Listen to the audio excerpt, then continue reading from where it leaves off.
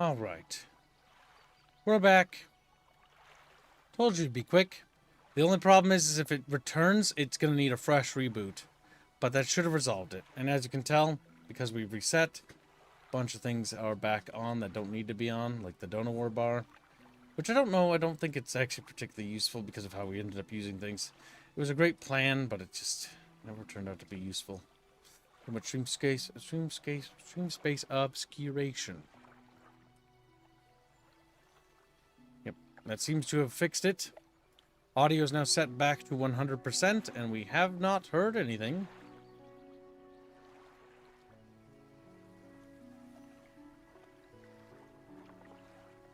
Notice, chat, that beneath the water on the thumbnail, there are shadows. Little fishes screaming underwater. A short man is shouting orders at a handful of workers disembarking from a boat nearby. The man notices you. Welcome to the Greater Marrow. I must say, quite the dramatic first impression. I see you've already introduced yourself to the jagged rocks along the bay. Did you not see the lighthouse? It was shining right at you. Ah well, I'm glad to see our new fisherman upright and breathing. Your boat was hopelessly damaged, but I've had a few of the locals move your things to one of the old vessels. We'll catch up later and to discuss more details. I'll let you get out there to catch some fish. See if you can fill your cargo while you get your bearings to the light. Finally, I don't suppose I need to say this, but get back by sundown before the fog rolls in. Keep a close eye on the time. It can really creep up on you. Alright, Chatfish, we are in our little boaty boat. Check little boaty boat!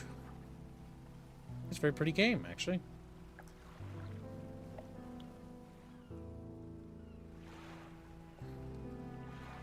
We gotta grab little fishies. I have to start fishing.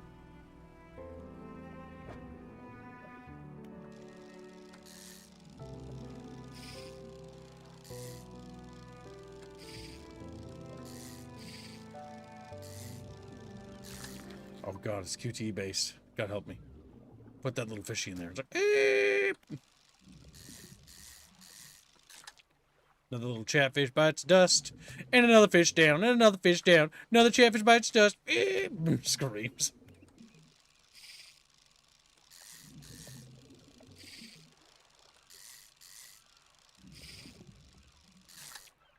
I'm pretty bad at this.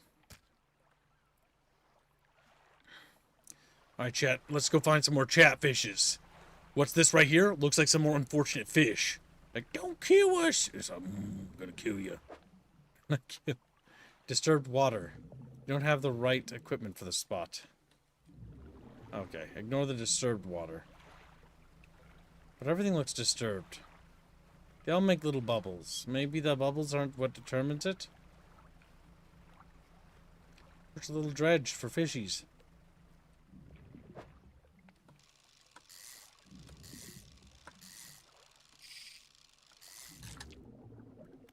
Oh yeah, that's what I'm talking about. Another bucketfish bites the dust. Boom, boom, boom. Another bucketfish bites the dust. Boom, boom. And another fish down, and another fish down. Another fish bites the dust. Boom, boom. Ooh, ooh, yeah. Hey, that's pretty good. We can fit one more fish in here. Two if I know how to flip them.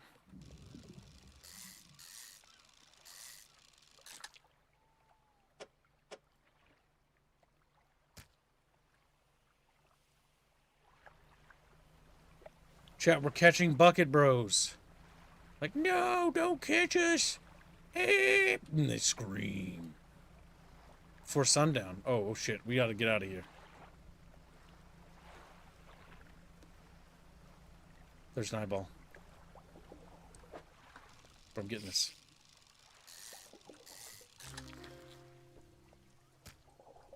Maximum stuff.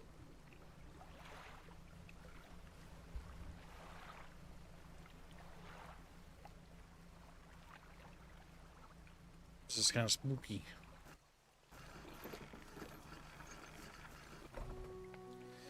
You step onto the dock at Greater Morrow. The mayor is waiting nearby. Ah, I see you've returned in one piece. Very good. Before you head off to town, we should discuss the matter of your boat. As I mentioned earlier, your old boat was too badly damaged to be repaired. However, I'm more than happy to sell you that replacement vessel yours to own. I understand you may not have the necessary funds on hand, so we'll consider it a loan. But I want to make this easy for you. Until your debt is repaid, a tiny portion of your fish sales will go towards paying it off. A small amount of interest will go towards improving the town. So, to recap, you'll need to sell fish to the local market, paying off your debt, and in turn, keeping the population fed and satisfied. Understand? Selling the fish helps the town and pays off my debt? Got it. Where do I sell the fish? Our local fishmonger will appraise and purchase what you catch. He's open all hours. Off you go then. Sell those fish while they're still fresh. Bro, I chatted with this little chatfish. He's like, fish horror chat. You enter a squalid shack on the fringe of the marketplace. The familiar smell of fish fills the air. Flies buzz haphazardly around you. A downcast man behind the counter. You're the new fisherman, eh? Surprised they found a new one so fast. What happened to the other one? It takes a certain type of person to last out here. It's not a life for everyone. Anyway, to business. I'll pay you for fish. Bigger and fresher means more money. Some species are just worth more too. Other towns on other islands might pay you different, but while you've still got a debt outstanding here, I suggest you work on paying it off first. So let's see what you've got.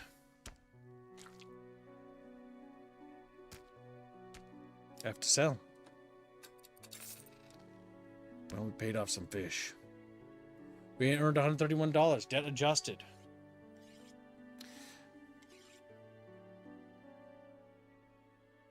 That's all my fish, dude. I just sold them all. The mayor is standing outside the fishmonger's store. Excellent work. I have no doubt you'll be able to provide for this town. Look here, I found down by the docks. I'm sure someone like you could make something out of it. Why don't you take it?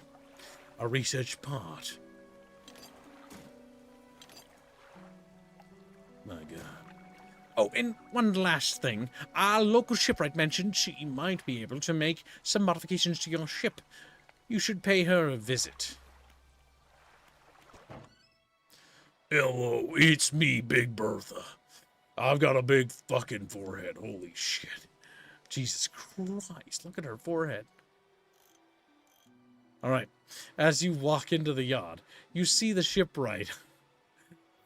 Hard to miss her with that forehead. Making repairs to a damaged hull. She looks up at you briefly before turning back to her work. You must be the new fisherman. I can make improvements to your vessel in the yard. Mind you, I'm not in the business of doing favors around here. Payment is up front. Everything takes some time to install. Also, if you take on any damage from the rocks or any damage at all, I can patch it up mostly. She shrugs and gestures towards the hull she's currently attempting to repair. A number of wooden boards, all well above the waterline, are splintered and scratched. Take a look round. Just remember, the bigger the equipment, the longer it takes to install, so plan ahead. A weighted line. A better fishy engine. Like fishy engines. You don't get any nets? Aw, damn. A bulb? Light bulbs for seeing things, Chatfish, perhaps? $180. Probably can't afford that, no. $100 for an engine. We have $100 to spare. The engine will provide us with additional 10 knots of speed. Versus we could get another fishing line. Weighted line. Strengthened lines can catch larger fish and deeper. That's $130. I think for now we will just simply take the engine as our first upgrade. take 2 hours to install. And now we have a peculiar engine and a rusty outboard engine as well. This should allow us to have a greater deal of speed. Just speed. Oh. Chatfish, if you're not fast fish, you'll become dead fish. And you know what happens to my chatfish when I murder them? Like, what is because he died? Keep up. Arch. There we go. Excellent. Alright, so, now that we've got the storage taken care of, what does storage do, chat? Does anyone know who's played this game before?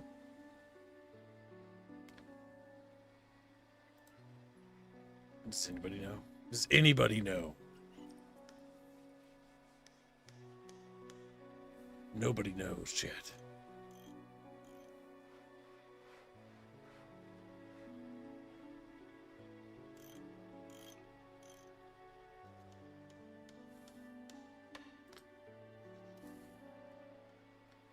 I wonder what storage does. Maybe it's to store things. I don't know, but like, how? What can you put in here? First time seeing actual gameplay. What do you mean actual gameplay, Rifford? Oh, in this game, is that what you're saying, Pifford? Pifford. Storage is for parts. Okay, so I can put the research part in there, huh? Would I want to? A curious-looking component could be used to develop new equipment, but would need some investigation first. I can put it in storage, which will free up some space. Investigation at a dock first, so keep it active.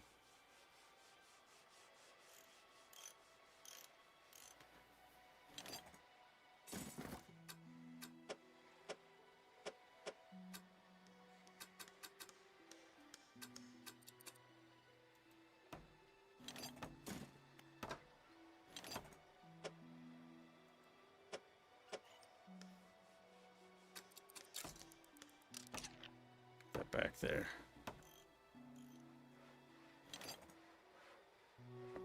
Stuff that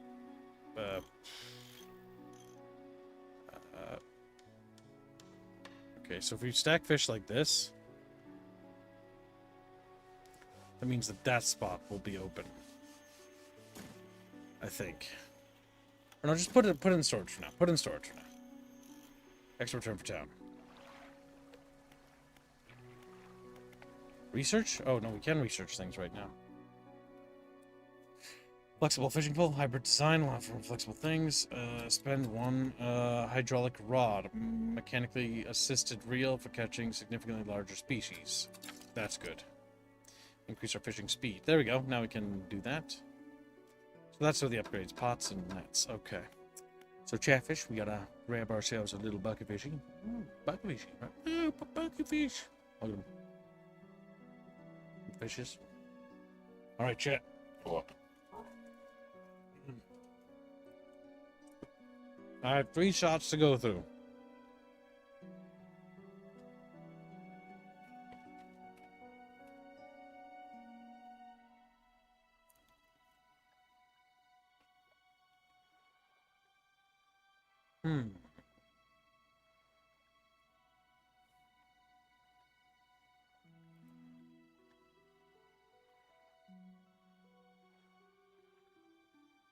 What in the fuck?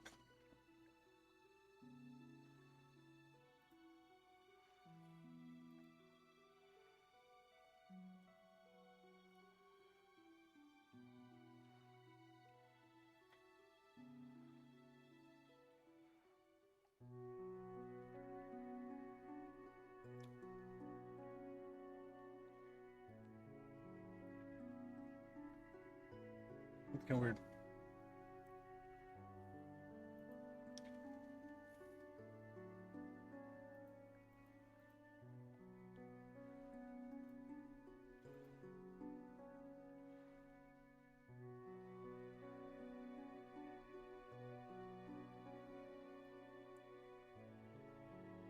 Seeing weird shit on chat.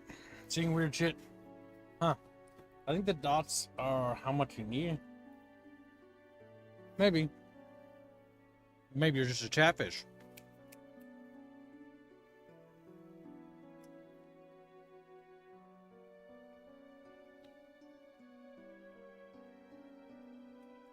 Chat paid for shots, so we gotta do them. Eat food first. Grab drink. Do shots.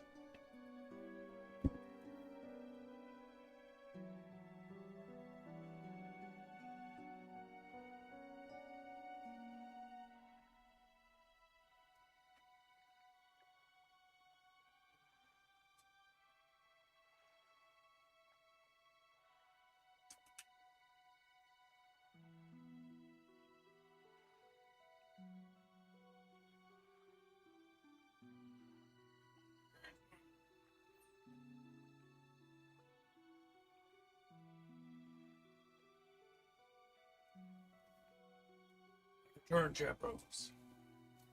The beverage. As you Mexicans say. Like Mexican! Whoever gives a membership. Thank you for the gift of membership. What is your hashtag, you little dirty sow? Is it dirty sow? Dirty sow. That's fair. We're all dirty sows. What do you think about it? So far away. So far away from what? What are you talking about, little Parasite Eve? That's because no Chatfish has helped you. You should be talking to Chatfish and striking deals. That's how Choomba got so much support for Atreides.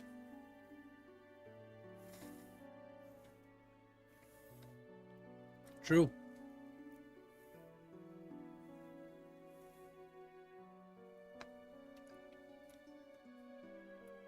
Well, extreme smooth.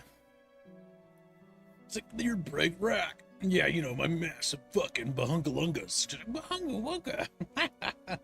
Right, let's see. $5 goes to what exactly? Anyone say? Nobody knows for certain.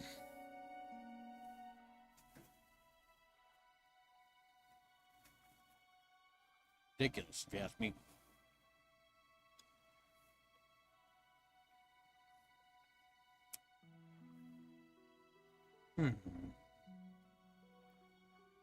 Now, where is it, chat? Oh, yes, you're 5 to Atreides. House Atreides is now stands at 11.95. Harkonnen stands at 12.94.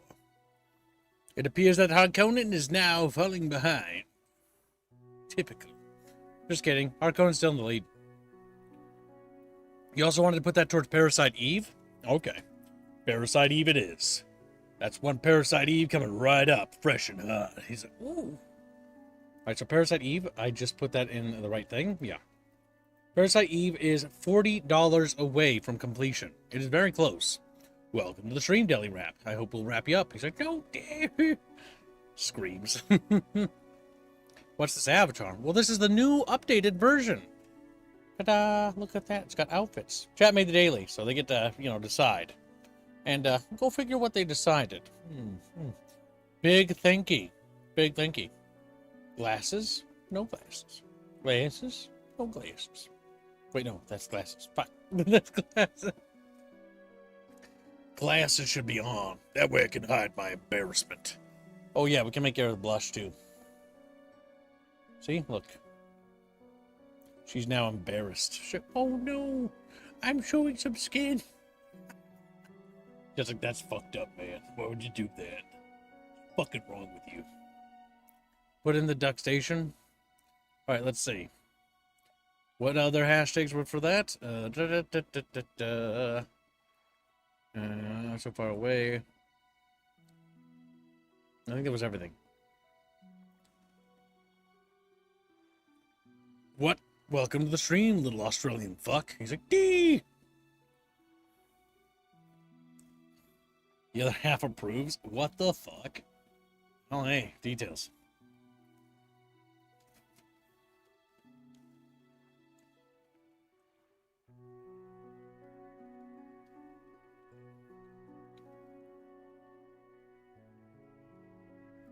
Fugi Fugi, what are you doing? He's just retarded. By the way, whenever he puts emojis, he's usually speaking in complicated sentences. It's a bit retarded.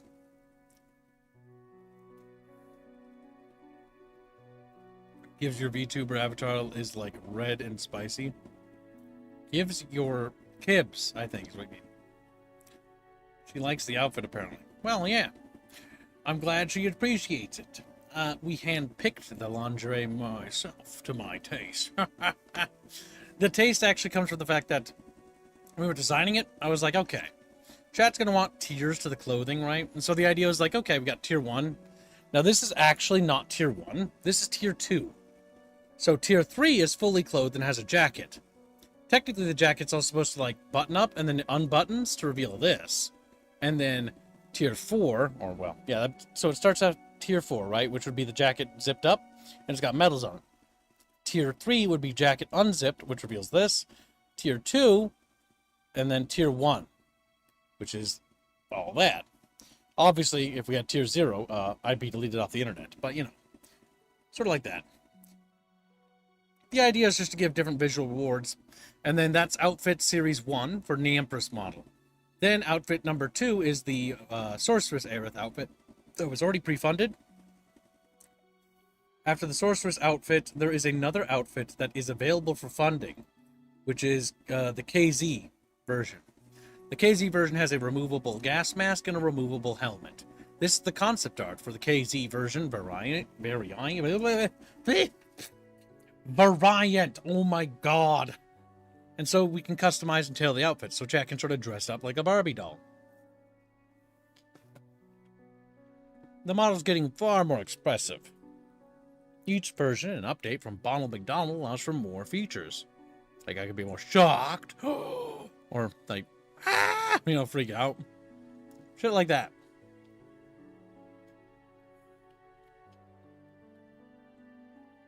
Damn, we need 0. I would allow that to be funded, but it would have to be A, agreed by the modeler herself. I mean, she's okay to produce it. And that's going to be a 5-button press combination key. Because that's a stream deleter.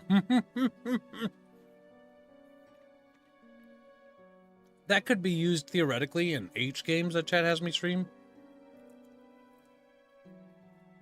But, like, that's just ridiculous.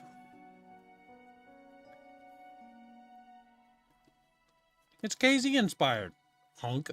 I mean, that's still pretty cool. I like that. Gonna finish eating this piece of pizza. My last piece anyways. Then we take 3 shots. Then we resume playing. Gonna eat this whole thing though. How far the dredge we've gotten? We just started. I've just applied an upgrade. I found some fishies.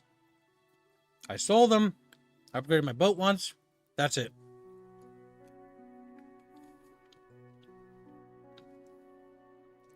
But yeah, that's the next version of Aerith outfit that's going to be available for funding. Starting probably next month sometime.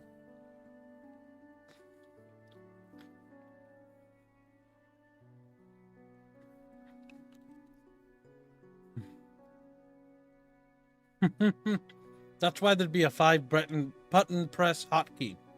Meaning I'd have to press Control, Alt, Z, 7, 6 or something like that to trigger activation.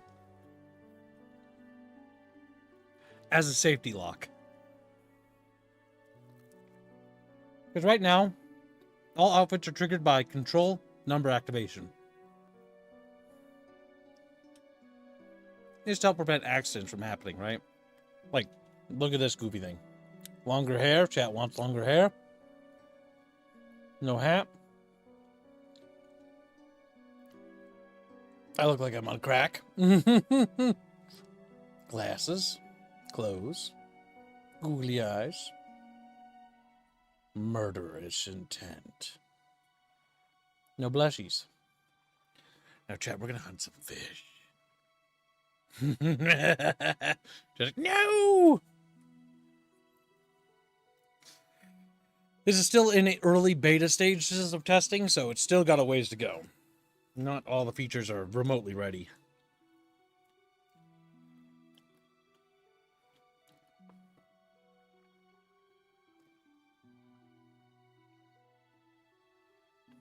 Hey. Oh, I use this stuff to fund my Steam pickup. I'll show you. You'll see. Now, chat, you did make today's goal. So, I'm going to show you something a little ahead of schedule.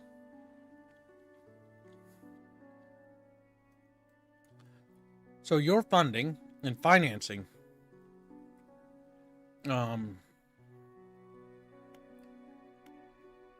this is what it's all for. You get to see this ahead of schedule. This was a tough week, and you guys pulled it off.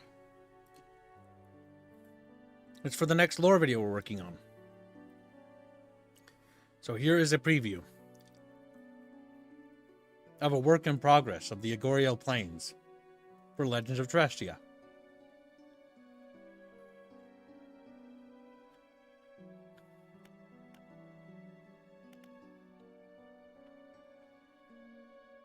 This is what the funding goes for. Funds the game, funds the project. Absolutely integral to keeping the studio operational. Almost done with this cheesy bread. Oh, that was a big leap.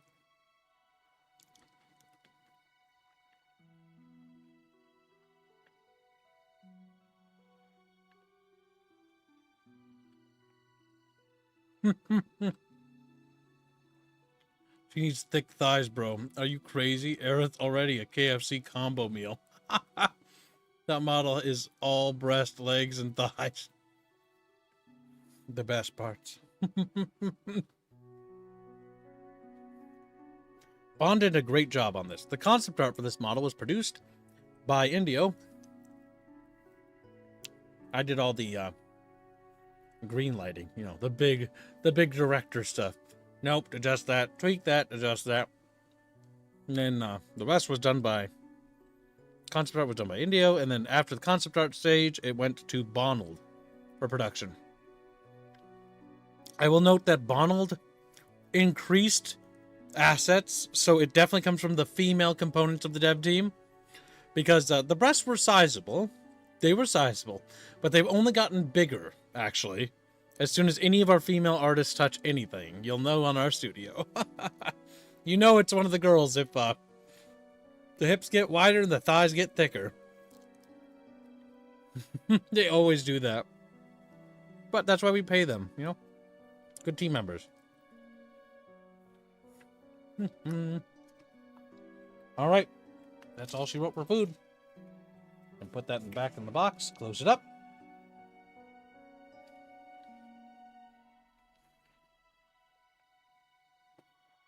So yes, be sure to thank her for her hard work. She did a great job. Not only did Bond help out with the production of the model, well, help out, she did the model, but it was also thanks to Bond and Bucky for spending all night with me. And I'm not kidding. I was having rolling internet outages when we were doing the testing of this model, and it literally, they both stayed up and helped me set it up, which is honestly very, very helpful. Absolutely.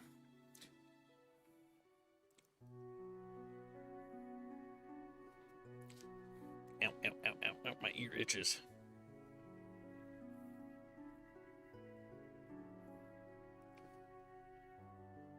You should be afraid of Show. By the way, her art piece for freeing Show is almost there. You should free her. Poor little Show. Poor little Show. Alright, let's see. But yeah, that's what you're funding. It basically goes towards the game development. Basically, any game art, music, lore videos that we're working on. Stuff that we're putting on Battle Damage Audio, which, again, you can check out at Battle Damage Audio on YouTube. Battle Damage Audio. That's where we post the lore videos. Only have 2 up so far. Most of it's just music. But more lore videos are on the way. The one we're working on right now isn't ready. That's the art piece for that one, by the way. But sadly, I think it's not still ready. It's so close. We're just missing like a few tweaks on it. And then we're golden.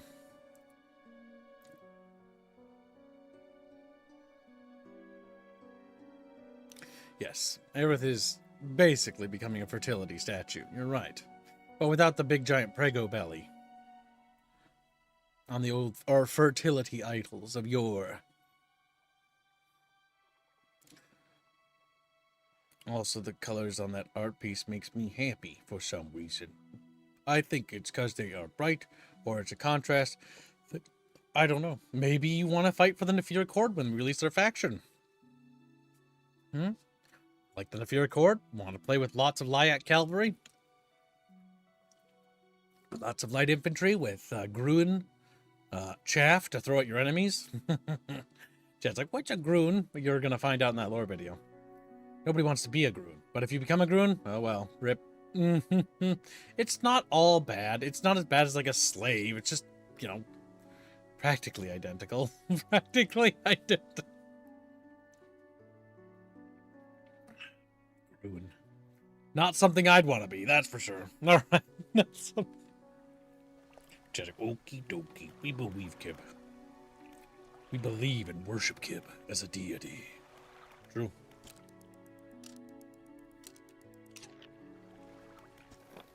Bright in the morning. Oh, let's go, chat. We're going faster. Alright, fishing time. Wah! I missed. Wah, wah! Wah! New fish, who dis?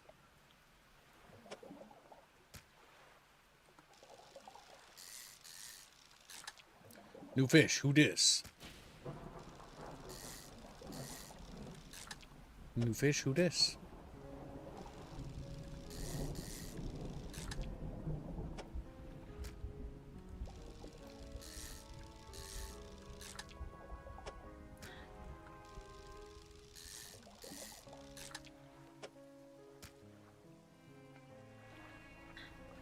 Keep fishing, just keep fishing. What do? We fish, fish, fish. He's got the hips for a fertility statue. That's true. I don't think Aerith is going to have any hard times with birth or pregnancy. Which is good for her, you know? Glad I'm not a woman. Glad I'm not a woman. It's like, oh my god, can you imagine? That's something that's always like R.I.P., my dudes. R.I.P. Let's see. Damn. There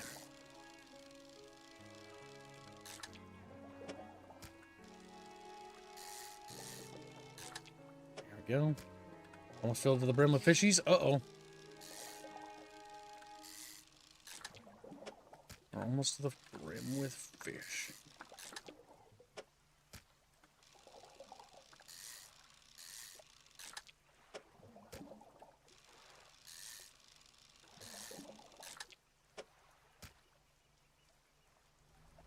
Those fishies have been harvested. And let's head to the next fishies. So even the terrestrial, the lowest of the low in society with no future prospects beyond messy demise are the Grueners. The Grueners. The Gruen are not Grueners. But that's funny. That's very funny. I never thought about that. I still think slaves are probably the worst off. No, one of the worst off groups, not the most worst off.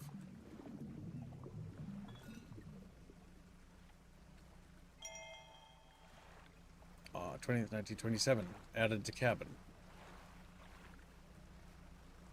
Our fishing spots change with time. Running out of time. Can't fish these. What about these fishies? Can we fish them?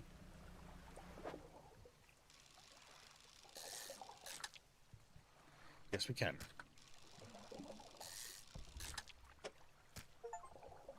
That's all she wrote. Have a full cargo, achievement unlocked. Well, we love achievements. Whoop.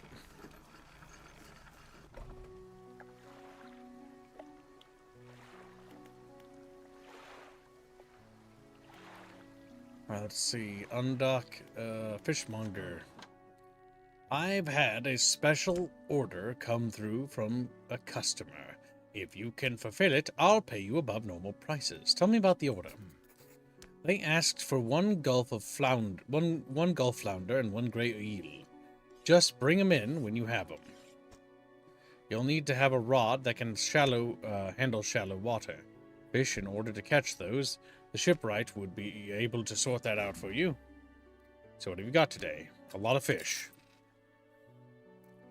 Adjusted.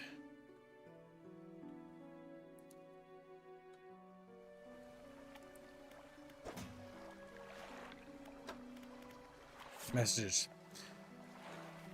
Morning of the second day of the honeymoon, and our first day proper.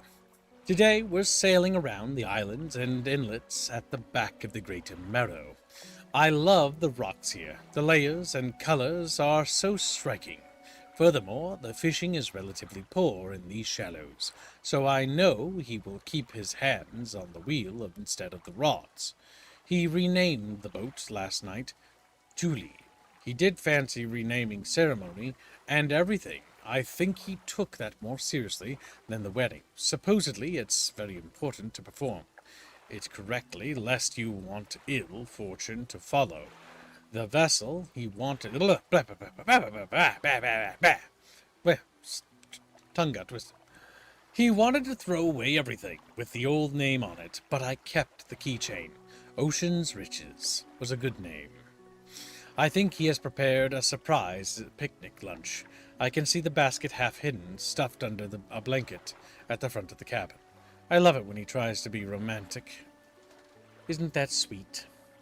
So the Grun are basically serfs, then not quite slaves, but pretty much the same thing. Not quite.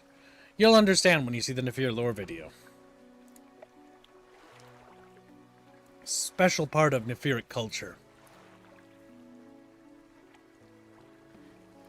They're not serfs. There are serfs in Terrestria, just like there are Astrian citizens, right? But are citizens serfs? Good question.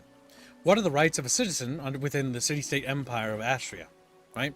Or the Astrian Imperial or Astrian Empire, right? Because the Astrian Empire is made up of city-states. Each city-state and blocks. Each block is its own rights and merits, right? But each group and each individual has their own rights. For example, the right to bear arms for the good of the state and the good of the empire and the good of the starborn gods. All citizens are required, or not required, but encouraged to bear some form of arm. That's why the Astrian militia is so notorious. One of the few and one of the only nations throughout terrestrial history that has a purely volunteer military. In fact, most nations have levies or some other form of lower class citizenry that fight. But the Astrian Empire is a bit different. Could be worse. Could be cannon fodder slaves. Oh, you'll see. You'll see. Just wait till we get to the War of the Five Emperors. He's like, what are you talking about, kid? What does that mean? You're gonna find out. That's actually part 2 I finished the recording of. I think that's in there. I'm going to start part 3. Or no, I think it's in part 3. I'm not sure. No, wait, no, I'm starting recording for part 2. I have to finish writing part 3. Recording for part 1 is done. Part 2 needs to be narrated today. Or tomorrow. Volunteer military like the USA? Yep, very similar. The Astrian Empire is got some interesting qualities about it. Just qualities? Chatfish away qualities. That chatfish noises. Got 13 of these coastal black mackerels. And a bunch of codfishes. Arrow squids. And that's all we found. Now it's a coastal shallow fishy.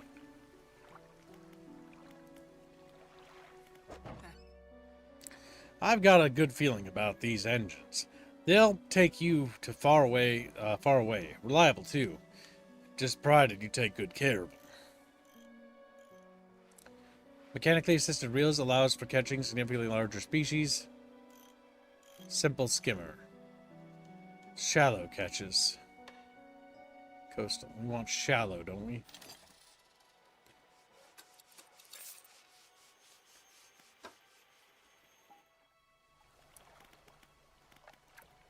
Now let's see, my storage. Didn't I buy that? Or wait, no, I can do it now. Did I buy it? $78. Oh, I didn't buy it. It has to be installed. There we go. Also known as based. I think you're gonna like the Telluritas as well, if that's what you feel. Glory to mankind, chat bros. Chat bro. Well, let's see. Our character will rest. Take care, little Chow Chow. Have a good sleepy. A hunched woman approaches you from the steps to the lighthouse. She stops some distance away and looks at you with concern and visible apprehension. Why are you here? I've come to fish. There's nothing here for someone like you anymore. Do yourself a favor and move on. She turns and shuffles back along the path that leads to the light. Just the person I was hoping to see. Will you be sailing out east towards Little Merrow? Would you give this package to the dock worker there, please? Oh, sorry. All full up? Come back when you have more space on board. Okay, now. You can translate it. Okay, so we gotta click it, and then we just slap it there. The mayor hands you a small, damp package, bound in string. It's dripping slightly. The dock worker will pay you upon delivery. Please be quick about it. I don't want it to spoil. Don't forget to check your compass and map if you get lost.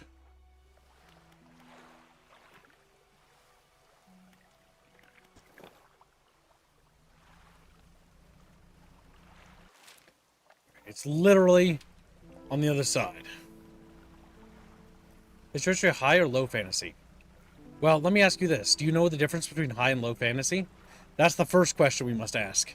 And it's not really fantasy as much as sci fantasy. Because I assume you're new to the setting. You probably don't know about the echoes of the Second Age.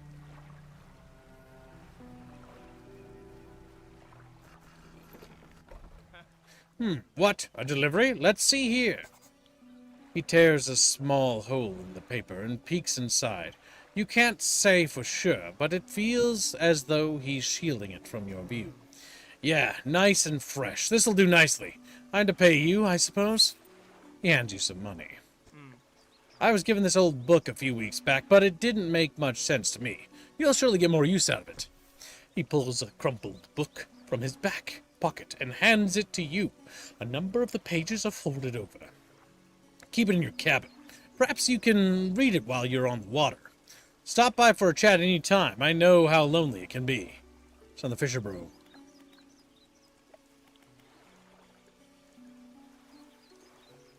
Let's see.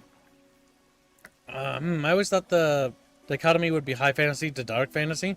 Not quite. Dark fantasy is high fantasy or low fantasy, depending. Never knew there was such a thing as low fantasy. So low fantasy is... I'll explain it quite simply. Low fantasy textbook definition is literally historical, but slightly deviation, but has no magical or fantastical properties. Meaning that there are no magical beings of magical origin, no orcs, no fairies, no pixies, no magic. That's what low fantasy represents. Most people make the distinction that low fantasy somehow means Lord of the Rings, but Lord of the Rings is a textbook high fantasy setting. And Warcraft is also a textbook high fantasy setting. So is Warhammer. Low fantasy literally means no fairies, no magic, no orcs, no mystical beings, just humans, historical in nature, of some sort, but low, meaning that there's nothing fantastical in the sense that it's going to be like a dragon or something mystical. It would be all beings of, or monsters, basically, what's the word, like bears or wolves, cougars, lions, you know, stuff like that would be what you'd expect to see. Low fantasy is basically all history. Yes, pretty much. 100% authentic. Technically, the Kaiserreich setting is low fantasy. That's a textbook definition of low fantasy. If you're familiar with the alt history of Kaiserreich, which is, what if, you know, the Central Powers had won, and how would that affect the going forward? Like most of Berserk Golden Age arc? Would agree, but there's still magic in it, so no. Berserk has magic right off the bat with that little necklace thing. I've seen it. So Berserk is not low fantasy. Berserk is high fantasy. And as a setting, is high fantasy. The minute you have something magical presented, is the minute you are high fantasy. It has to be textbook, just humans and technology, nothing else. Is Skip drunky? No, not right now. I'm feeling a little buzzed, I think, but that's about it. Greek mythology is both low and high fantasy. No, it's high, for the most part. It's got magical entities and beings in it. That's the issue. The minute you have anything that isn't like a bear, a wolf, a cougar, a lion, you know, something like that, or deers or elk, the minute you cross that threshold is the minute you cross into the threshold of high fantasy. Well, that's because, Jafar, I'm solo streaming today, because I don't want guests. Because I have a sore neck, because I twisted it really bad, and I'm in a lot of pain. But I'm trying to focus on the stream, so I don't think about it too much, so I feel better. And I don't want guests right now, because I can't handle the extra headache right now of talking to people, while also being upset at the fact that I'm constantly kind of hurting a little. Hopefully this will heal in a day or two, and I'll be able to go back to normal. I want to return to having guests tomorrow, but I'll see. Yeah, that necklace. He hates us. Yeah, bullshit, Kitten. Don't be a little baby. You can literally just play games and do whatever you want, you little chuckle fuck. For a day, while I do fucking all the work. So your setting is high fantasy? Yes, it is. Textbook high fantasy. It has, Lyax, Spearbeaks, Spiritikeen, all sorts of fantastical beasts and creatures that live in the world, as well as it literally has gods, ethereal creatures, the veil, what separates the material and the ethereal from each other, the mortal realm from the ethereal realm, and how the domains lay over the terrestrial Earth, right? Terrestrial planet.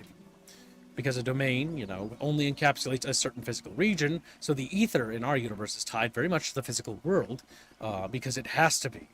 Wherever there are temples, wherever there are shrines, wherever there are true believers, they act as beacons for that faith, spreading it across the globe.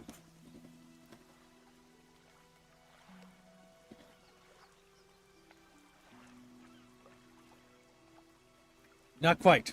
You still have high fantasy at present because Berserk uses, Guts uses a sword that isn't tenable to use. He has, basically super strength. Because he's using a super fucking amazingly powerful sword. So, not quite. Steampunk genre, where only humans would be considered low fantasy. Steampunk, it isn't really fantasy. It isn't really low fantasy. It's high fantasy. Mostly because Steam basically acts as magic. Anytime anything breaks the laws of anything, or is operating outside of what it should be able to do, pretty much high fantasy.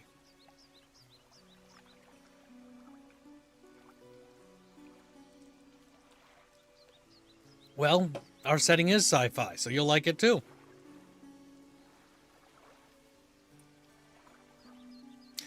So people barely know anything about our setting. I feel like that's somehow my fault. Oh well. The more we release, the more it'll be easy to know. The stuff you'd probably want to tune into, Deli, would probably be the Red Sun Dream. It's in production, sadly, and it's not out yet, sadly. But it will be coming out soon. The Nefir lore videos might not grip you in the same way, but oh well, what can you do? You're more interested in the echoes of the second age, rather than the third. Let's see, also God's sword is literally bathed in so much magic, its blood becomes magic, yeah. No, Berserk isn't low fantasy, it's just pure high fantasy. There's no argumentation that can be made otherwise, it's just high fantasy, and that's not a bad thing. Most people like high fantasy. Most people actually don't like low fantasy. In fact, I'd be surprised if many of you preferred low fantasy over high fantasy. Most of you don't. Science fiction is actually most often, it's high fantasy. Star Wars, high fantasy. Warhammer 40k, high fantasy. It's not actually science fiction. Because it's literally got magic in it. Like, Star Trek, I like Star Trek. But unfortunately, Star Trek is actually high fantasy. It's not science fiction. It literally has gods. Literally has. Yep, the issue is true science fiction is called hard, I think it's called hard science fiction or something like that. Is the stuff you're probably talking about. That would be almost, not quite, but a close show to that would be that show that I did not like that I hate. It's a movie, Interstellar. Yes. That is as close. That's much closer to hard science fiction than anything else. Everything else is pretty much high fantasy. Yep. Art setting isn't actually technically high fantasy. Technically, it's a subcategory called sci fantasy because we have literally spaceships and intergalactic wars. So, you know, is what it is. We have spaceships, lasers, plasma weapons, all sorts of goofy ass shit. Welcome to Dreamcast, Vic. Hope you had a good day. That's why I said most of it is fantasy. No, it's not most of it. Like, you don't quantify it that way. When a setting is... How do I explain it?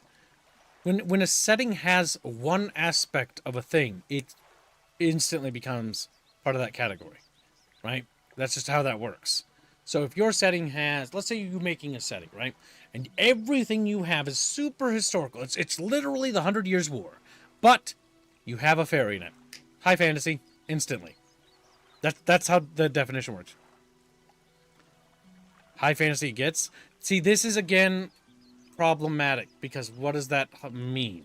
Because definition-wise, everybody's wrong when it comes to the definition of high fantasy, right? Are you talking about, like, Warcraft versus Lord of the Rings in terms of how fantastical it gets? Because that is what people often make the mistake of between high fantasy and low fantasy. That's not quite what that term means. At all. It's not quite what that term means at all. But it's often used as that, and that was actually a mistake I made and had to be corrected on, literally wise, because I didn't know when I first started writing my setting, is I was like, okay, so my setting, I want it to be grounded. I wanted to make a low fantasy setting. So we did historical European martial arts studies. We did literally research and behind every piece of technology and equipment that both they use in third or second age. So it's all grounded in as much reality as possible. We wrote the magic system to literally be as hard-coded as a science. Literally has equations behind it. Literally a science. In terms of its setting, because it's actually how you can understand it works. The gods literally adhere to rules and laws written and woven by the fabric of reality. So it's like it's literally bound by laws. So it's grounded, but it's still high fantasy. Doesn't matter how much lore or hard rules I write, the fact that our setting has hard magic in the sense that we don't actually call it magic. There's actually a rule on the team that magic is forbidden, because magic is like the concept you don't understand it. It's illumine. Illumine is known because it has a resource. It comes from somewhere. It's like petroleum. It's a fuel. It's a resource. It exists and it can be quantified. And if you're smart enough, you can use it, and it's a technology. It's not only a technology, we literally have a tech tree. I'd like to talk about that because I spent so many fucking months and years developing it. But the tech tree for Illumine is actually rather fascinating because you can improve it, refine it, and you can learn there's different avenues to progress with it, to take it down different directions as you progress as a society or a civilization. It's rather exciting. I can't wait to see people play with it. More than anything else. Mostly because I'm absolutely expecting them to absolutely shock me. Chat's always done a great job of that, and Chat's actually been a very good job of helping me create the setting. Because, for example, Terrestrial War, the tabletop team, well, in lore it's written that the Astrians always have, like, people, like, armed citizenry, volunteer soldiers and stuff like that. Oh, hey, Bond, welcome to the stream. How you doing? Hope you're having a good day. But, like, one of the big things is that we didn't have a standard archer unit. And so Chat was actually, or the tabletop team was like, oh, wouldn't it be really cool? Can we request you look into some sort of cheaper Astrian archer or ranged unit that we can use? And I was like, okay, we'll look into it. And they were asking basically specifically, could we have like archers, like a huntsman thing? And I was like, okay, like I'm going to read over the lore. I'll take a look at it because, you know, it doesn't hurt. And if it's no, it's no. You know, it sucks, but that happens a lot. I have to tell people no a lot. But that was one of the cases in which it's like, actually, no, that fits. Because the Astrian Empire literally has a big deal about volunteers. The Battle of Broken Storms, Captain Ennius Ender. Like, case in point. Case in point. Literally heroes in their fucking legacy. Dedicated to volunteers. Basically a virtue. There's a second layer to Common Core. It's Kibble Core with equations. I don't like that. You're making fun of me. Now I hate you. It's like, that's right, Bon. You have to say hi to everyone. Good, good. You waved your little fins.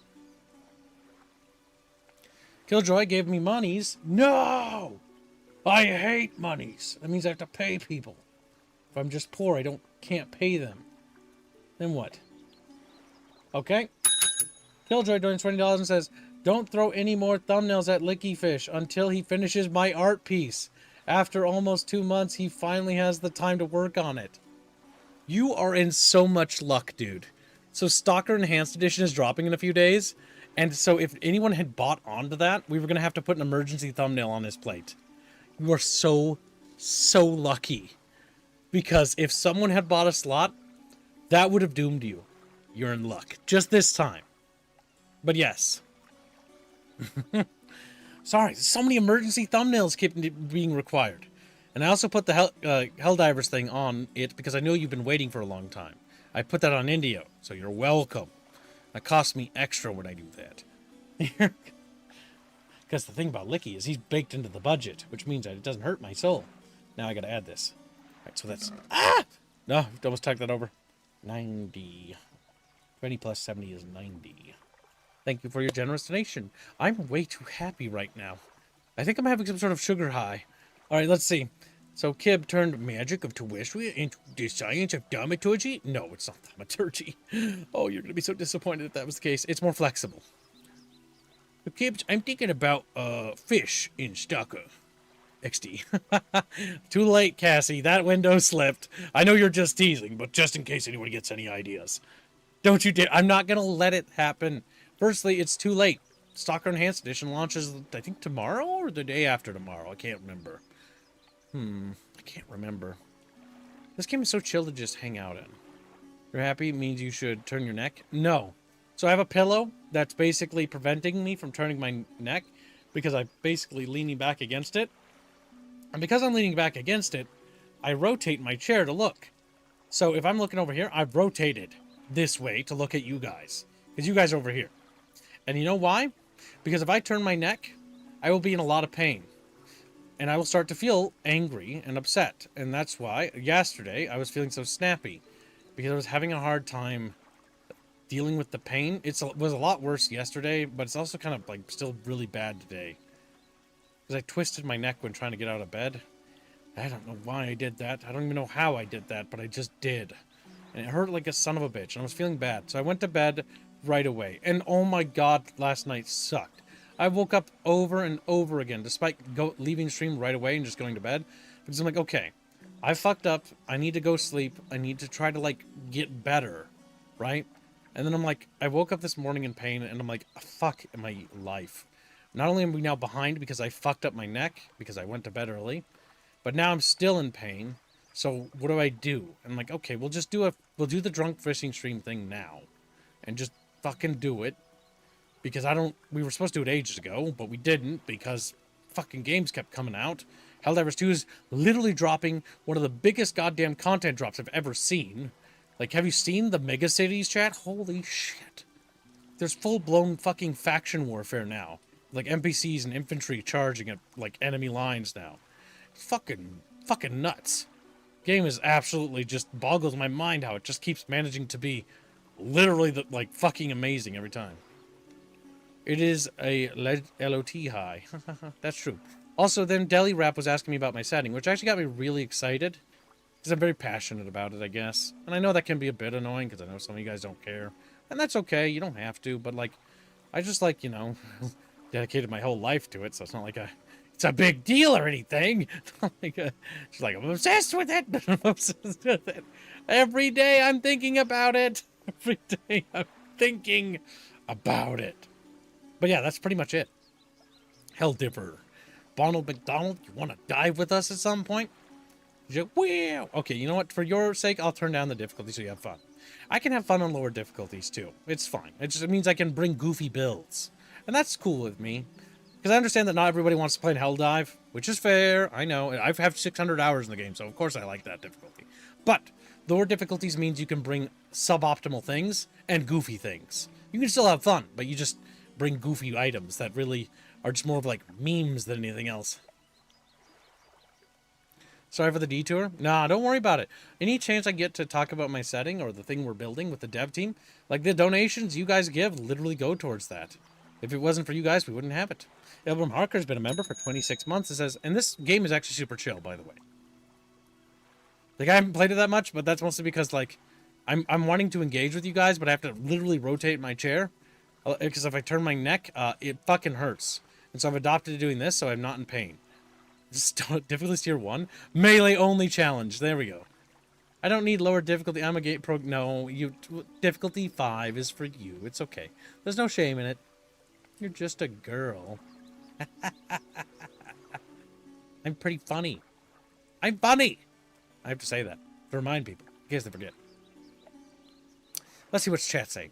Ilbram Harker's been a member for 26 months. He says, is the dynamic of your game like Solium Infernum, Fire Emblem, or Age of Wonders? No, not at all. Those are 4X games.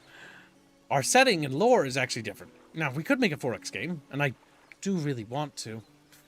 On the scale of, like, Total War, kind of, but, like, my own version. With a lot more details and logistics. But that's neither here nor there. The first game we're developing is called Legends of Terrestria, and is set to basically follow the timeline that follows the key line story, or so to speak, which is basically the progression line, meaning it pushes the universe forward, right? The echoes of the Second Age with the Awakening, the Red Sun Dream, Downfall, it all comes together. I know a lot of these things don't make sense now, but when you see those videos when they're done this year, it'll click. You'll think back to the stream, be like, oh, it all makes sense now. Red Sun Downfall, of course. It's all connected. Duh. The Awakening. You'll get it. If you don't, then well, shit. All right, let's see. But no, it's a turn-based role-playing tactics game is what we're actually developing. And that's what we're currently working on. That's the big goal, because the purpose of that is to try to make it, like, you know, sort of like a role-playing game. But you play as pre-scripted characters, not any custom characters. I do want to make, like, an immersive sim kind of game where you, like, get a lot more openness, but the issue with that is you need to have the proper budgeting and financing for that. And we have to raise, what, $412 a day, which equates to $2,800 and something dollars a week, and that's like 2,000. It's like 6,000 or something a month or something, or 8,000. I don't remember. But our studio, or I don't know. 2,000. I can't remember math, but it's a lot of money. Either way, that's how much we need every month to keep the studio operational. However, budgetary-wise, that's a shoestring budget. Most studios don't survive on that. Somehow we've managed to keep going, despite the fact that we're underfunded. But, hey, we're going, so, pretty happy. Can't ask for more. Just glad that we are moving. Just glad that we are moving. I'll have to go to sleep. Enjoy Kib's monologue about Legend of Terrestria, and Dredge might let him talk for hours. It might. It might. It's actually a pretty chill game. About fishing and stuff. Oh, and thank you for the gifted membership, Abram. That was very generous of you. You didn't have to do that, but I appreciate it, as always. That helps out tremendously. So, another thing to show chat, because you guys are so generous. We've already made the weekly. I'm happy, chat. It's been a rough week. Like, don't worry about it. I get it. It happens. So don't overdo it. It's steady as she goes. That's why I need to hold the fort while everyone else works on the code and all that other shit. Keep the money flowing so that we stay alive, and that's it. I hate my own voice. I hate my own voice. There we go. So take a look, Chatfish. This is Battle Damage Audio. This is a new YouTube channel. It's a little baby channel. We started it only recently. About a month ago or so. So it's a very young little channel. Doesn't have a lot of subs. Probably won't. And probably never will be super big. Until the game or the tabletop is done. Sadly, it's just no outreach. But there's some lore videos here, like Nefir al-Humut and the Nefir Accord. Where you can learn about Gertschel. You can learn about... I don't know, does it talk about a Tark yet for you, or not? I don't want to spoil anything. I don't remember what videos you guys have listened to or not, or which videos are out. Because I'm way ahead of everyone else, because I'm writing, so now I'm kind of like, I don't really remember what was the Nafir Accord video. I think it was a synopsis video. Yeah, and the Nafir al-Humut was literally just learning about the fire shamans and a little bit about the Gurchel, as well as learning about Gurchel himself, and, you know, what he did with Gurren, which you guys all know by now. Be covering shit out of him. But hey, what can you do?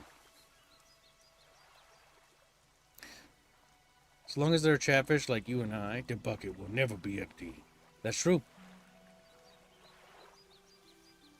That's 11. Oh, I don't want to think about it. That's actually stressing me out.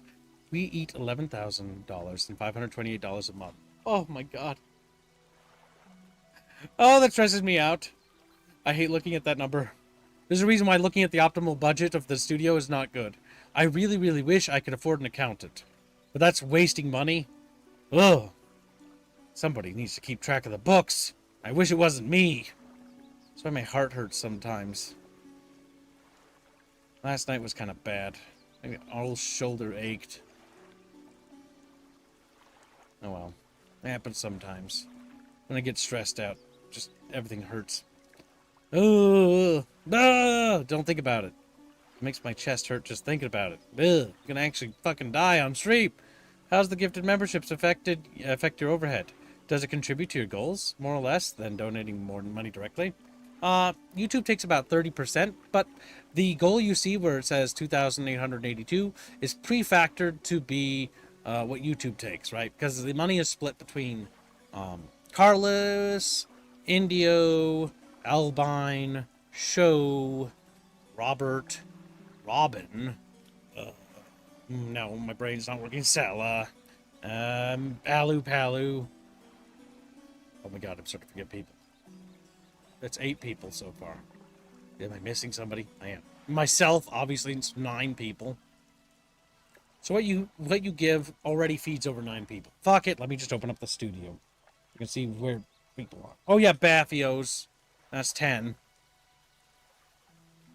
Because Battle Damage Studios is a rather sizable team, but at the same time, it's kind of not, because there's actually a lot of YouTube support artists that are here just for the YouTube channel, because, well, we need stuff to sell in the now, because not everybody wants to just throw money into this and wait, which I don't blame them. It takes a while to get this stuff produced and written. Yeah, let's see. Kib, Licky, Palu, Carlos, Robin, Bino, Belco, Indio, Robert, Sala. I think that's more. Is that 11? I think it's 11. It's actually a lot of people. It's a lot of people. And that's what we use that money for. Oh my god, that means like... Oh. But yeah, you basically divide that, but on not necessarily equally, but amongst 11 people, because it changes. Some people are paid via commission, some people are paid via hour, some people are paid a flat rate. It really just depends on what we can work it with. But yeah, 11K per month about, and then divided amongst 11 people, but various amounts depending on the individual. And that's been what keeps the studio going. Now, bear in mind that 4 or 5 of those are artists are literally YouTube artists, and the other ones work on the actual game. And yeah, it does suck because I feel bad for the YouTube artists because they don't really get to chip into the game's production too much. Like, for example, this piece here was done by Show. So Show mostly does YouTube art to help make revenue by taking comm slots and stuff like that. And so that's what helps. And then the logo was done by Sala. Most of this art here, Show. Carlos.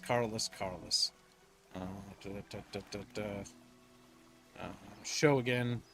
Pretty much all of the artwork, for the most part, is Show here.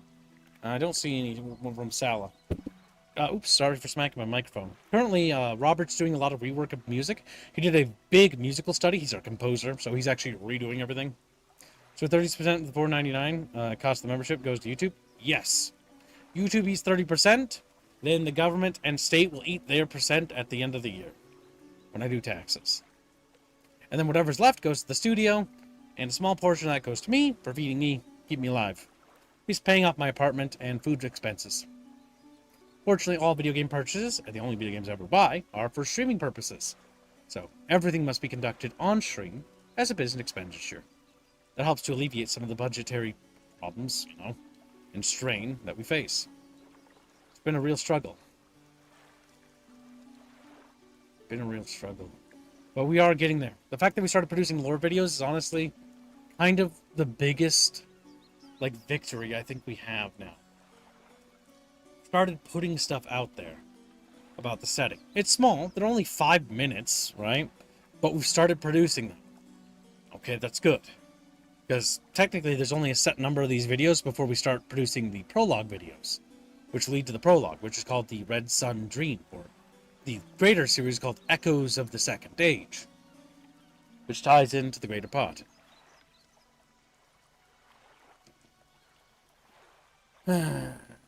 Stretchy Becky. But yeah, either way, I very much wish I could just work on this. Honestly, it stresses me out streaming or playing games. Because yeah, well, yes, it does raise money for the studio. A part of it stresses me out. Like, and I have to actively battle with that frequently.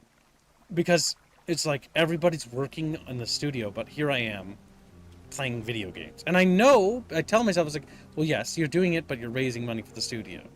But it never really changes that fact, because you always feel bad inside, you know? Like, you don't feel good about yourself or the thing you do. It's like, I could be helping write lore. I could be smacking into giant rocks, you know? And we just did. But am I? Am I doing the recording for the next lore video? Did I write the next part of the dream? Yes, I'm ahead of them all, but I could be done. I could be doing more. And it's I know I'm wrong, because this is just me overthinking everything. But like, I could be doing more. I could be doing so much more if I just worked harder. If I just didn't do like certain things. If I spent more time working. But then people get mad at me. They're like, you need to rest. And it's just like one of those things where it's like, yeah, I will burn out. But like, I want the opportunity to burn out, you know? Does that make sense? Like, I want to work. I want to literally fucking... What's that phrase called that studios do? I want to do that. Crunch. I want to crunch. I want to work all day. I want to work to the point of literal collapse. I want that. And why wouldn't you? I don't want to make people do that, but I want to do that. I want to work until I can't work anymore. There we go. That's kind of weird. What am I even catching? Great eels? Wait, I need these for things, don't I? Fuck! Oh my god, I'm gonna die! Chatfish, help me! Right. Good thing there's no expenses on things. 5 reals? Is that British reals? Oh, or sorry, Brazil. I can't remember. I need to do money conversion. Oh my god, I'm scared. There's an eyeball out. Something bad is gonna happen.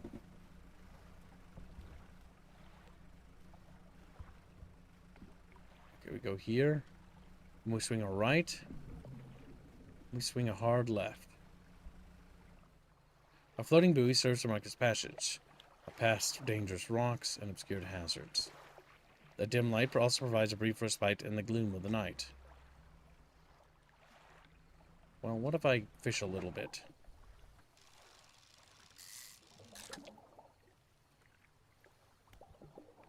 But I do need fishies. One more fishy. Okay, that's all I can afford.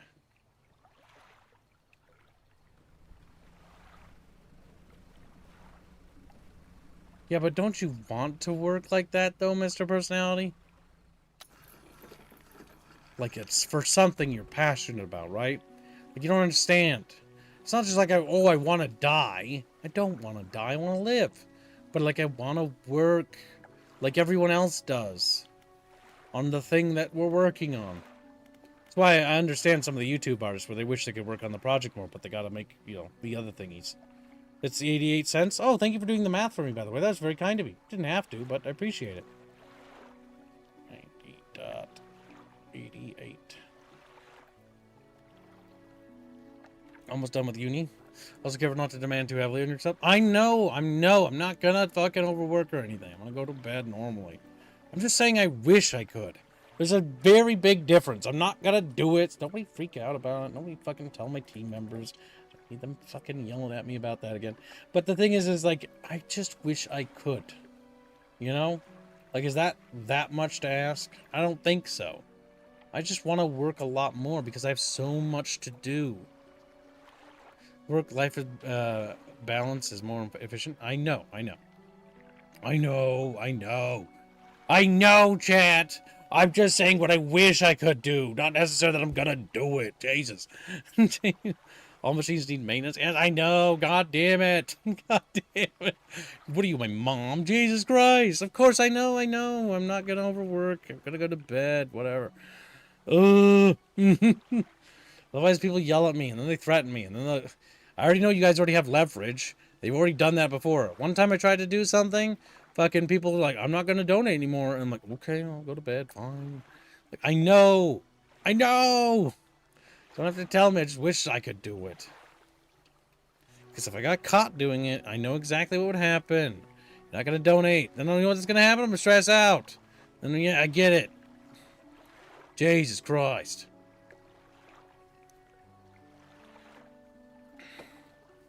Ugh, swear to God. But I really wish I could work more. Because, oh my God, do I have so much lore to write. Like, and I could finish the Red Sun Dream. I could do Downfall in one day. Hell, I could even write the prologue. The prologue's basically done. It's been spinning in my head for the last few months. We pretty much wrote it out already, but there's some fine points that I tweaked in my head that I need to write at some point. Just like there are parts of the Red Sun Dream that are finished and ready to go. Like that, I can't talk about that. Well, I can't talk about that. That's a spoiler. But that part is done. That part's ready. That part's cooked. I've got this really cool fucking sequence that I can't talk about for the next part of that Red Sun thing. And then that will be the perfect crescendo. Boom. And that'll lead into the Downfall stuff, which will be so exciting. Actually, no, it's not Downfall stuff. It's Embers of Fear. Then it's Downfall. I always forget the progress things. But either way, the chunking is there. It needs to be written out, then connected and tethered. And the tethering is the difficult part. And the sooner it's written, the sooner it's tethered, the sooner my editors can start going over it and refining it. Because much like any writer, or visionary, or idealist person, I've got great ideas. I know I do. But I have an unfortunately crippling flaw. I'm very bad with grammar. I need editors, and that's what my editors are for. The sooner I get it out on paper, the sooner they start editing it. The sooner they edit it, the sooner it can be put to word. The sooner it's put to word, the sooner it gets its art piece. The sooner it gets its art piece, the sooner it gets its music. The sooner it gets its music, then it gets rendered, then it gets put up on the Battle Damage audio channel. See what I mean? You belly dance? I don't know. Can I belly dance? Wah! I don't think so. I don't know. Exotic belly dancer? Well, when you wiggle bellies around, they tend to wriggle. That's true. And tell hands you keep saving people when the rule break in commons? You keep saving people when they rule break in commons? I didn't save anyone in commons. I take hands off the moderation stuff. My mods will do as they will. I am not allowed to ban or kick or mute or move or rename, or do anything, for that matter, to anyone. If somebody breaks the rules, the moderators handle it. I don't. I prefer to stay out of that. Remember, I think you need sleep. Oh my God, I'm not rambling. I do this all the time. This is literally me in the server, except, replace the things I'm rambling about with, lore and regurgitating things that they already know. But I think just need to be sure they know. And yes, I say the same story part sequences over and over again for them, but it's because sometimes they miss it, so I have to say it again so that they remember it. Otherwise, they'll miss it. And if they miss it, and when we're drawing artwork for it, like those pillars, then we have to redo them because they're not matching the descriptions. They need to match the descriptions. They need to match the lore. If they don't, then we got to do them again. It's like that one art piece that I can't talk about. But it missed something, and it had to be fixed, because if it's not fixed, that's gonna not make sense later. That's not rambling. It's normal. It's normal for me. Rambling is normal. When do I get my permanent ban.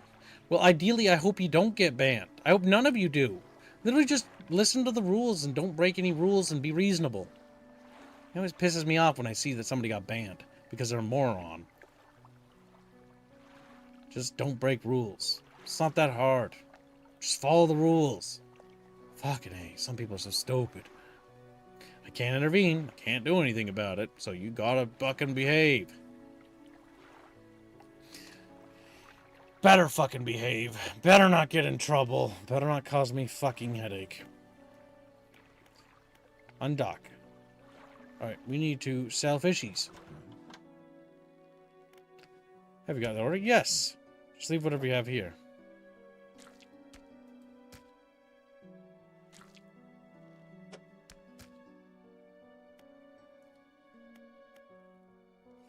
I come back when you have everything. Now to regular business, eh? Some fish prefer deeper water, while others stick to the shallows. If you're looking for something specific, it's important to know that what depth you're working with. Some rules are not meant to be broken. Just don't break them. Don't get in trouble. Then I don't have to, be like, I'll see you in a month. Gotta go to bed soon, says Bilbrum. Gibbs, take Motrin. Get rest. I don't have any drugs or literally any medicine, if that's what you're asking. Just like when last year, when I was sick at Stalker 2, nothing's gonna change yet. I already told you. If I'm sick, I'm just gonna weather through it, and we're gonna stream every day through it. No matter how bad it gets, at least. We have to do that. Last year was so bad. I thought I was actually gonna die. Oh, my lungs. I never had actually had that much difficulty breathing in my life. The mayor is walking quickly towards you. He seems to be in a good mood, with a spring in his step. Fantastic news. Thanks partly to your efforts, Greater Marrow is growing. Our town is sure to be swarming with visitors any day now. In fact, I've granted consent for the shipwright to expand her facilities. The old dry dock is operational again. I've also allocated some money to improve the fishmonger's services. He might have something to talk to you about soon. Keep up the good work. We're glad you've chosen to be here with us.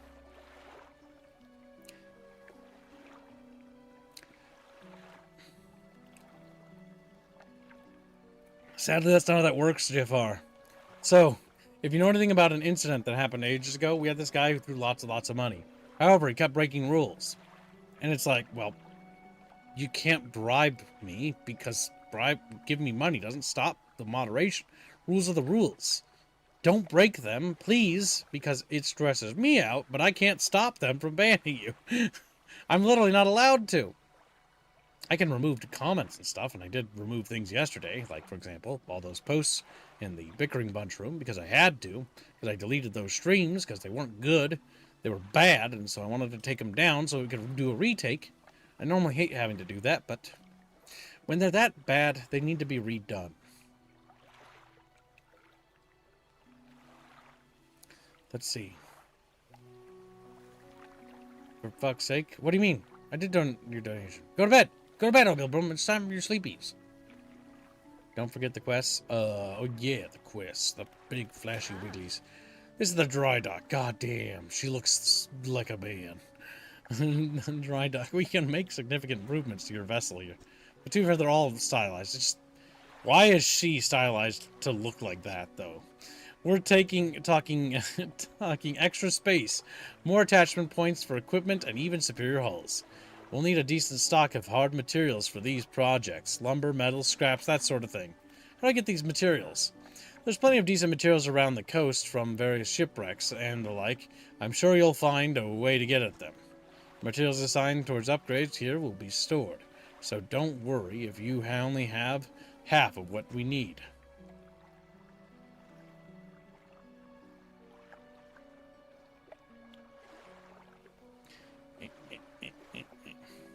Listen, Jafar, I don't understand what's happening.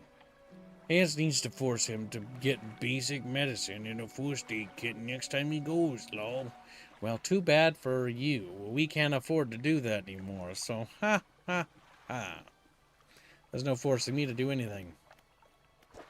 I can't be forced. I'll do what I want. within reason. True. Big. Well, chat. I know your little fishes.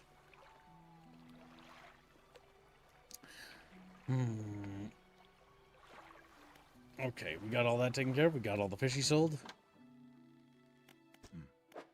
Yes, and did remember that there.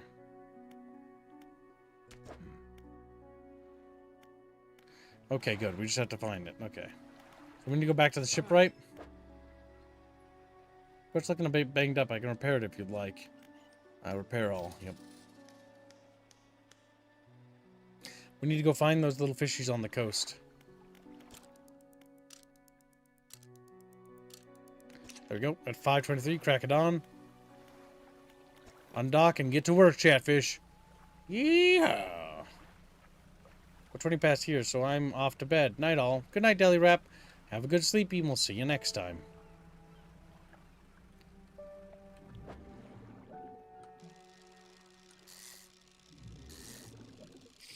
Oh, fuck. These aren't useful. Well, I mean, they're fish. I'll take them.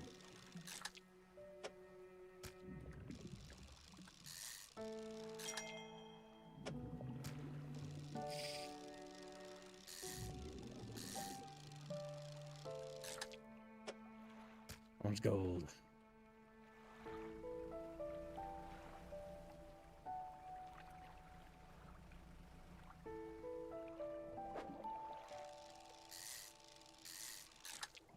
Little fishy, little fishy.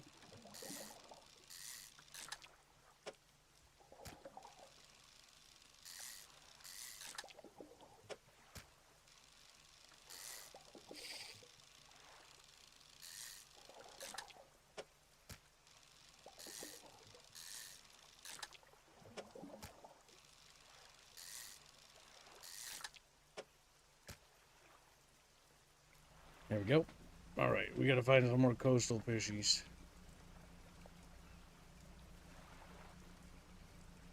Okay, it's 14:45. I'm running out of time. Our boat doesn't move very fast.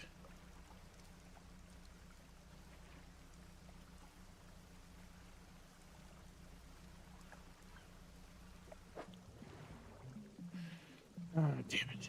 Nothing here. Those fishies are too big. That little buoy. We have to soon turn around. Alright, enjoy your book, little Cassie fish.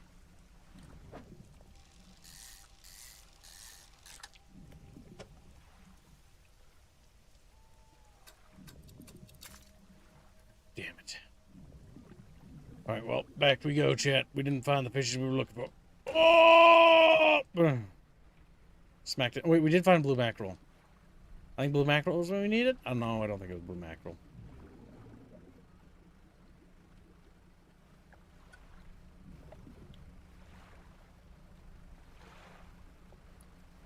A fog is coming in. Chatfish is like, whoa, fog!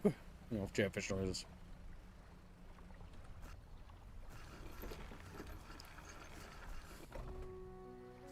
Okay, what do we got? What do we got? Fishmonger. Do we have the fish we need? No, we don't. It's one of those weird little flat fishies.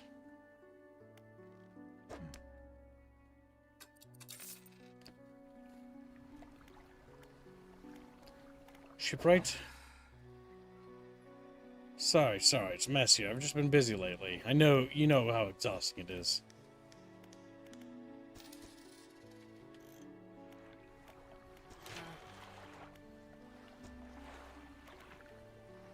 We need to get materials to upgrade our ship.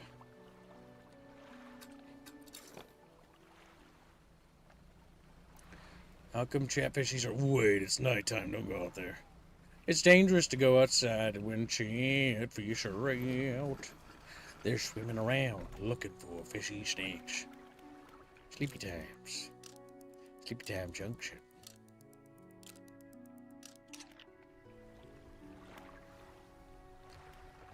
My neck aches. It's true. But if I don't move it, it won't hurt. Now let's see. Get up and float away, I suppose. Now we're looking for flat fishies. These aren't flat fishies, I don't think. Nope. But they are fishies we can sell.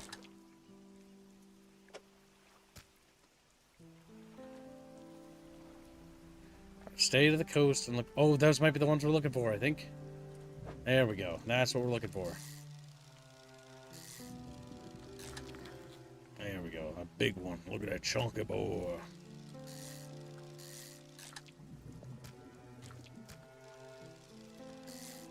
And boop. There we go.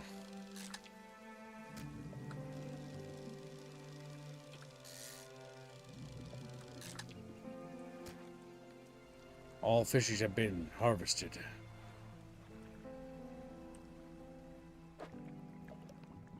You don't have the right equipment for this spot. So we can't really deal with the dredges.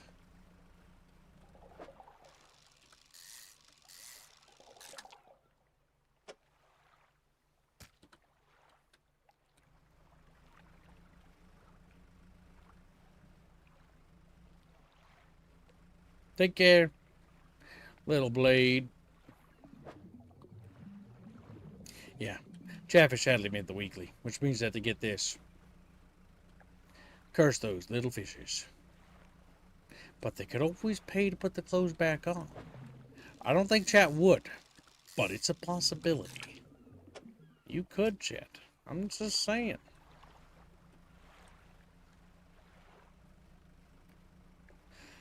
Become the little prude fish that we needed to be. A little prude fish.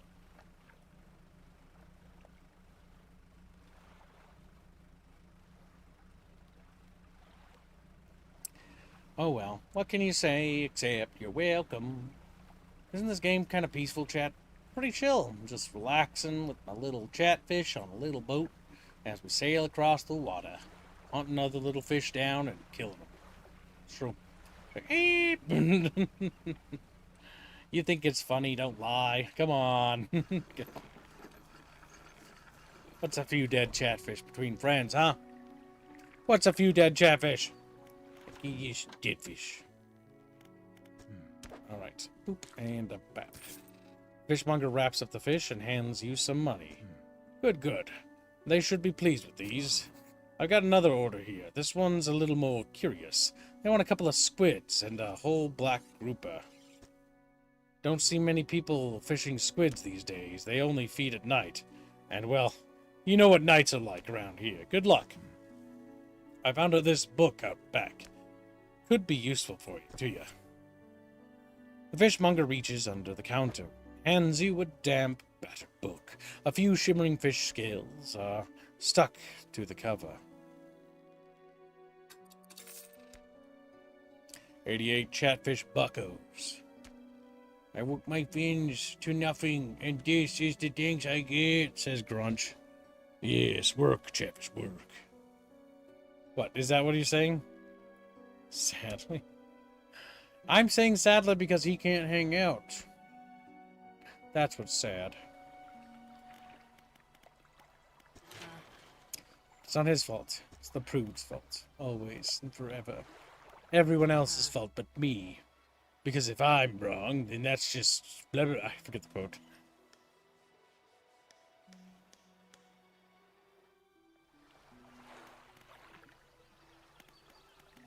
Undock and go out fishing.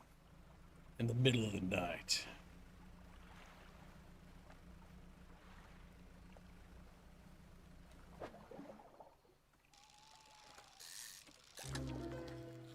A brood squid?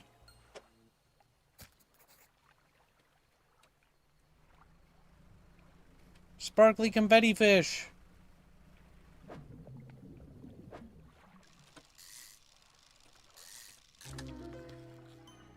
What the fuck? Fishies are getting kind of creepy.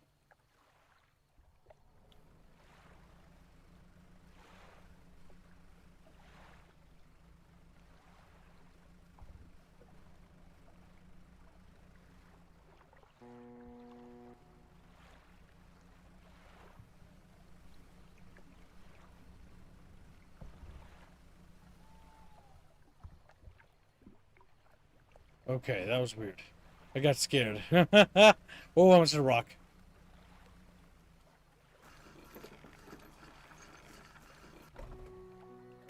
Well, we did get some more fishies. You hand the grotesque fish to the fishmonger. He grins, raising the fish up to his face before inhaling a deep, stuttering breath. Ah, now this sort of specimen to liven up my day. I wonder. He runs his fingers firmly along the length of the fish, as though feeling for something. He pushes from one side of his stomach, and a small shape can be seen against the bulging scales. He slices it open to confirm the stomach. He pulls a small piece of fabric and spreads it on the counter. It's a delicately patented handkerchief. Well, I've never seen that before in all my days. I'll give you this thing, and I'll pay you for the fish too, of course. It's not the first corrupted fish I've seen in these parts, so I'm sure you'll find more before too long. I'll pay you well if you find any. Corrupted bucket fishies. All right. A man is looking at you through your cabin window. His face is mostly in shadow. I know what you took to the fishmonger, and I'll be clear. I know he extracted an artifact from it. I need to inspect it, but not here. Meet me on Blackstone Isle. Head out of this bay and cut south. I have a business proposition that you'll want to hear. I'll be waiting. Interesting, chat. We shall investigate it henceforth immediately. Okie dokie, we'll check it out, kibbos. And it says Chatfish as they just swim on. Fisherman, have you run into a photographer on your travels? She's docked here a few days ago for supplies.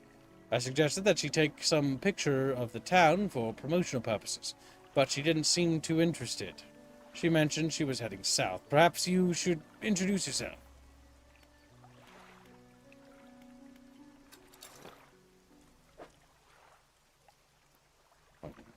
Take that south.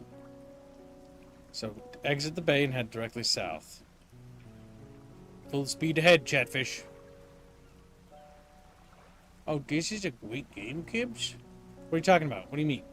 Why are you asking me that, Shadow Boy? He's like, Shadow Boy! Shadow Boy's scared! Ah! Starts screaming. Calm down! Shut up. Might as well catch some fishies on the way. Oh. Oh. Whoop, open Chatfish down. Whoop.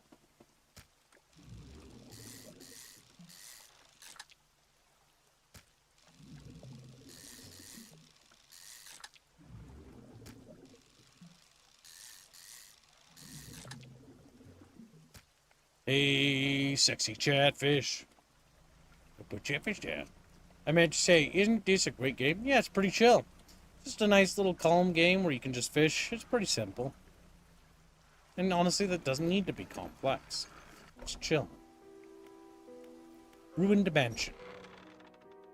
The man is standing in a doorway, watching you approach. He's holding an old book in one hand. It's bound in crimson with silver ribbons. You came. Good. Allow me to introduce myself. I am a collector of many things, art and artifacts, treasures and truths and curios that occupy the periphery of desire. And you have something for me. You give the handkerchief to the collector. He holds it up to the flickering light and studies it. These patterns are unmistakable. Even after all this time, this handkerchief comes from an old ship I've been searching for. It sank many years ago. It carried items of great importance. As you can imagine, retrieving them is proving to be challenging. That's where you come in. My proposition is this. I will outfit your vessel with equipment that will let you dredge the wrecks and dark depths. Find me these lost relics, and I will reward you in ways beyond all imagining. Can 100%? I can't. I can only 100% of Chatfish actively fund things. That's not possible. You need not give up your fishing career. I'll merely need a few hours with your vessel to make the necessary alterations. What do you say? I accept. An excellent decision. I'll prepare the equipment immediately. The relics we're looking for are a ring, a necklace, a watch, and a music box and key. I would encourage you to ask around the town about shipwrecks or other strange occurrences. Anything that might be worth investigating. Return when you have something. The workshop looks as though it hasn't been used in decades. Go inside. It's locked. Well, that answers that question. What? The final state of all living things? Did I put a fish in there by accident? Okay. What is it? Where should I be looking for relics? You should ask around the towns and the marrows. I'm sure somebody knows something. Nothing, I'll be going. Alright, chat, we're off. Little chatfishies, I'm going to fish you up and put you in a sail? I don't know. That's a dead chatfish if I ever saw one.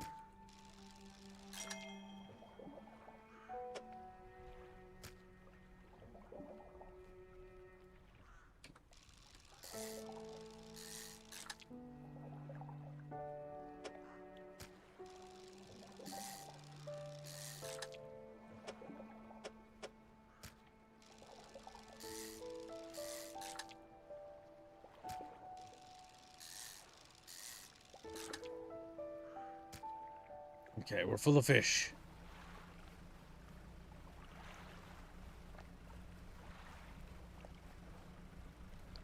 Alright, first we'll ask at that town across the Marrow. And we'll just sail.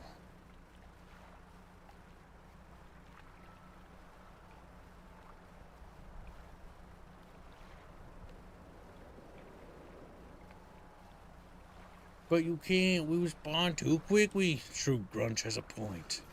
They're cheating chatfish.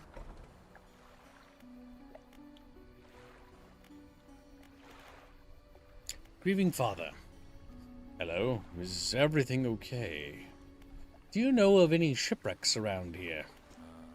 Well, yes, you see, my only son was lost at sea some years ago. He's still out there, somewhere in one of those wrecks, all alone in the cold, dark water. The man is clearly trying his hardest to remain composed, but tremors of grief rack his body. I was wondering, I notice you have some dredging equipment installed on your vessel. If you're able to retrieve any of his belongings from the wreck, I think he'd feel more at peace if his mementos were with me. He wore a bronze belt buckle, specifically engraved. I'd recognize it anywhere. If there's a chance you could find it, I'd be in your debt. Anything else I can help you with? You know of any shipwrecks around here? I told you all I know. Anything else I can help you with? What do you know about the strange occurrences? I don't get out a lot, so I don't see much of what goes on. But I do remember the old mayor in his final days. What an awful sight it was. Screaming and throwing things into the sea. Throw it back! He would cry over and over, begging anyone who would listen, howling it to the wind. These days, I almost feel like I understand. Anything else I can help you with? I better go. Stay out at night? Why would I do that? Chat, bitch. Chat, bitch! We'll start screaming.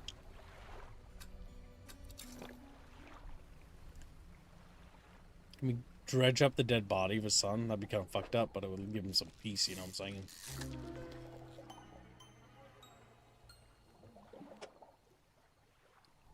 A snag squid. How different, I must say. Different and creepy.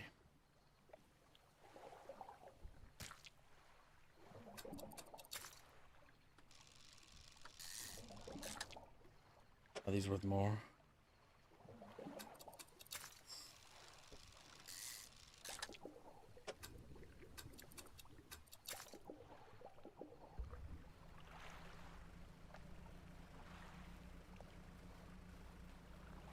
I'm loaded full of bucket fish.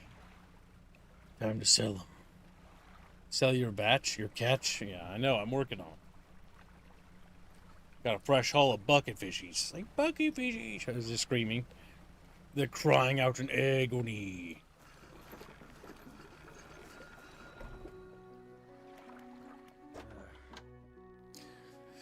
Hope the seagulls didn't get to your catch, those blasted pests. Well, it's worth $35. A substantially larger sum than the rest of the catch. Even that 12.45 buck fishy is not good enough.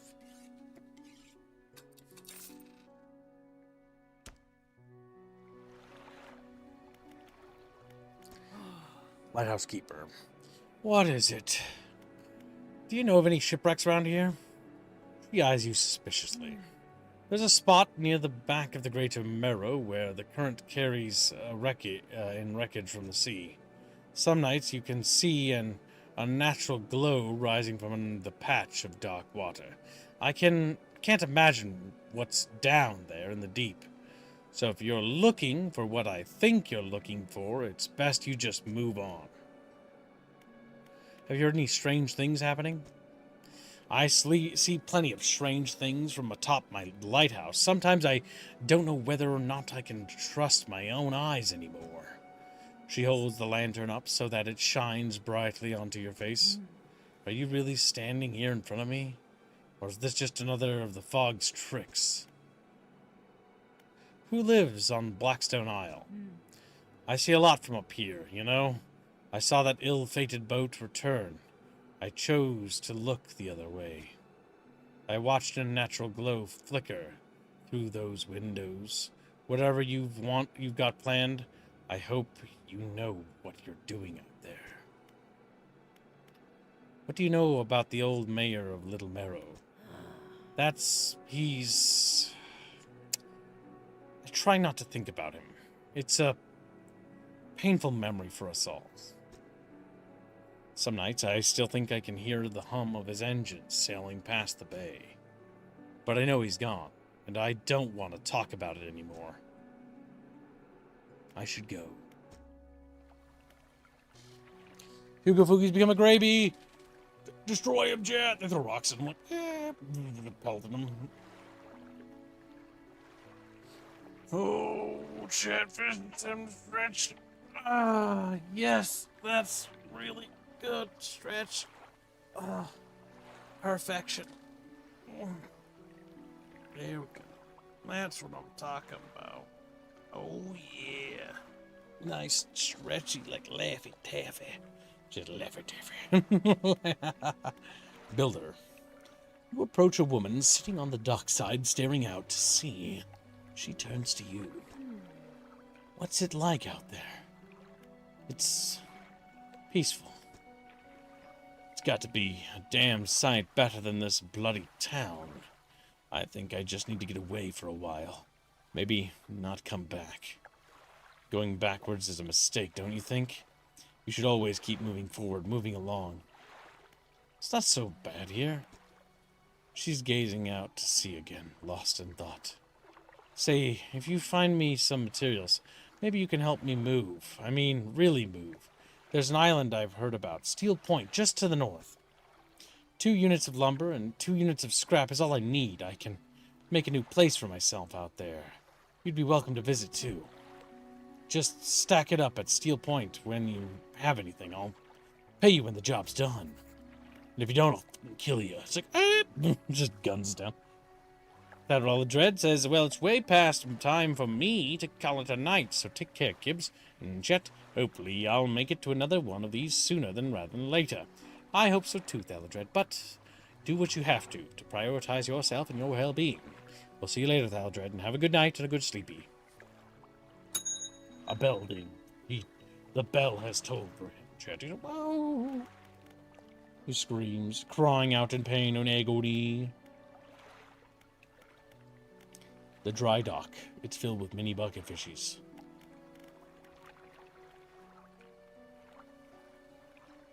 I owe 3 shots, don't I, chat?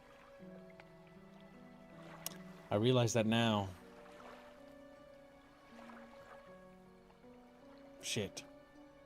Well, let's take those 3 shots before we forget about them so that we can clear the table, so to speak.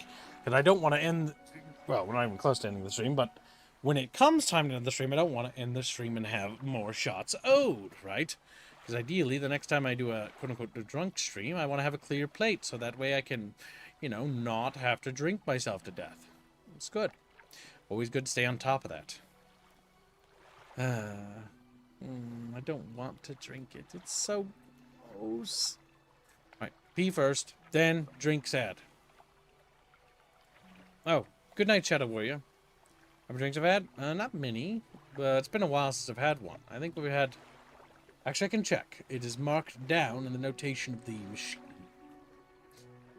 A total of,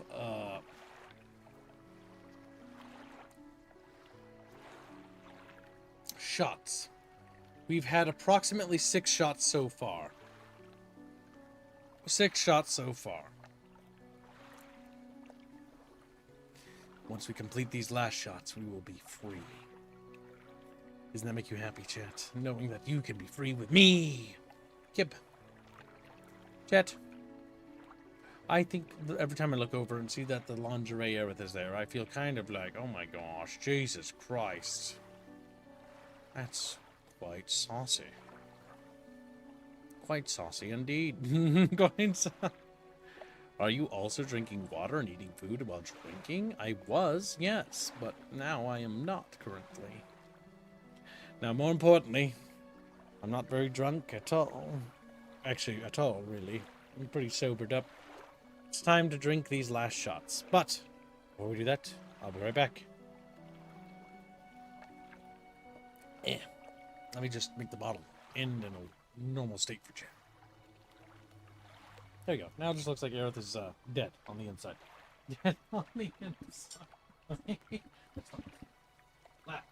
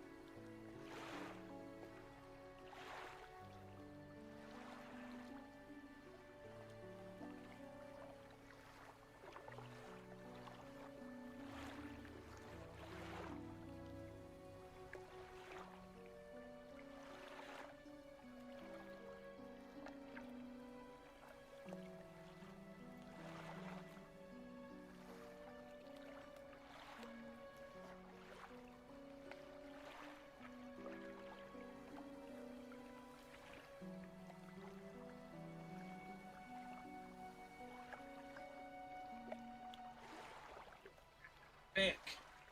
Just did a little bit of a stretch. Let's do a few more fit kibs while we're at it. While I'm stretching. Time to get in the habit of doing fit kibs on stream again, chat. What should we do? Jumping jacks or squats? Working on squats. Trying to build up the thigh muscles.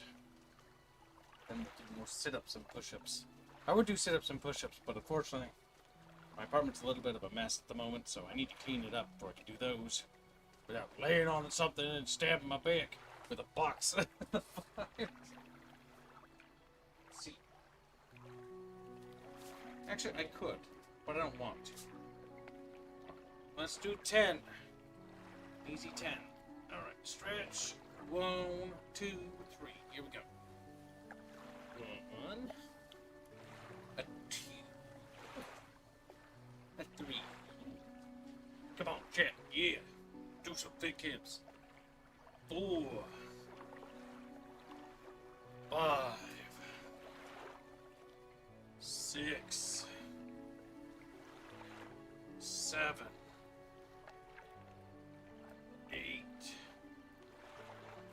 9. And 10. There we go. A little bit of extras. Next, we'll do sit-ups. 20 feet comes down. A lot more to go. 500 or 400 or something. Bick. Alright. We adjust. And we're back. How you doing, chat? You having a good day being good little fishes today? Answer me! Like, screams. We're gonna undock and we're gonna stay out all night fishing. We're gonna experiment, Chad. We're gonna find out what's out here. I ain't afraid of no ghosts. Oh! Oh my god! A giant fucking rock! That sucked. Oh shit.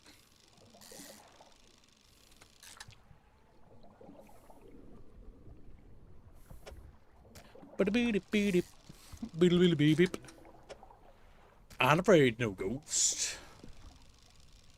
Don't know why I'm fucking having a bit of a spur out.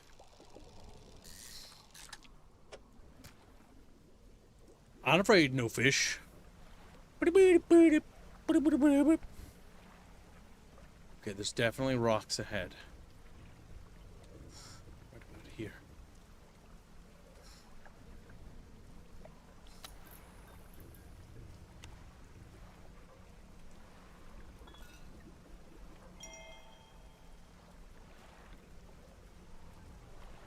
Fine.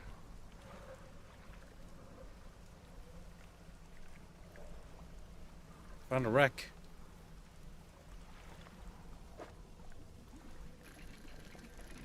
Press F to change lanes? What? Oh, okay. An old iron chain.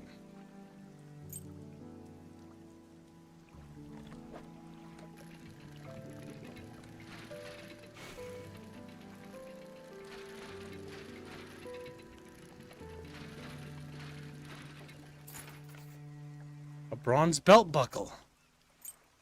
We found it, chat.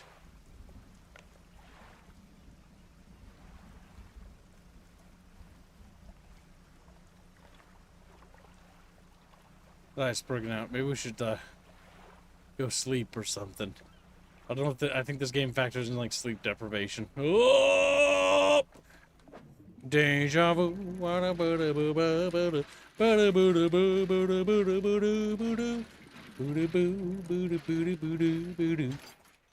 Lumber.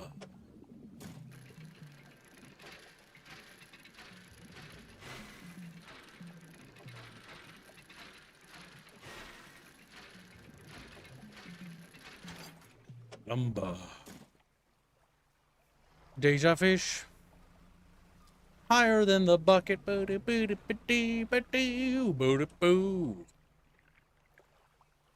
Oh, what? What about model? What are you talking about, boy? I don't care. Go ahead and ban me. Twitch. YouTube's the only thing I care about. I'm already gonna do it. Besides, I can just use that as victims points or whatever. But appreciate the warning, little English. I'm not gonna punish everyone else. Oh my god, glow in the dark, you're late!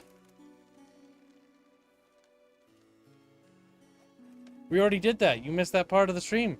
Complete the fishing quest. We're now playing the next fishing game. You're late, Glowy. Glow, you're late, Glowy. You failed me, Glowy. You were supposed to be here ages ago.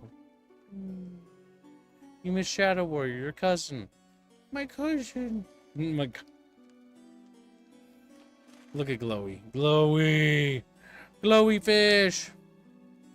It reminds me of Sunless Sea. You remind me of you. He's like, what?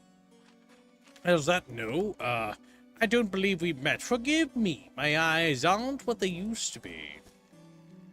I specialize in antiques and jewelry. I'll purchase any special trinkets you happen to have. Have you got anything nice with you today, perhaps? No, I don't. Do I have anything nice? A trinket. Do I want to sell a metal chain? I'm not entirely sure. Junk, the untrained eye. Okay, we'll sell it. Yeah, there you go. Yes. Sell the bronze belt buckle of his son. That would be so fucking funny, chat. You're like, my son! And I'm like, sorry, dude. Is everything okay? About the belt buckle. Give the belt buckle to the man? Yes. You give the belt buckle to the man. This is his. Thank you, bless you. You've returned him to me. Please take this. I've not any money to pay you, but this might hold some value to you. A research pot. Excellent. Anything else I can help you with? I'd better go.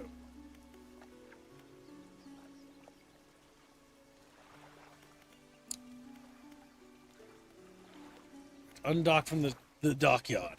Dockyard!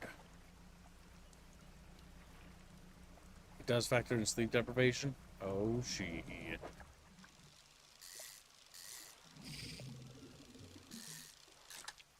We might as well top off on fishies. Everybody knows we're a good fisher boy. Fisher boys don't end up at the bottom of the ocean.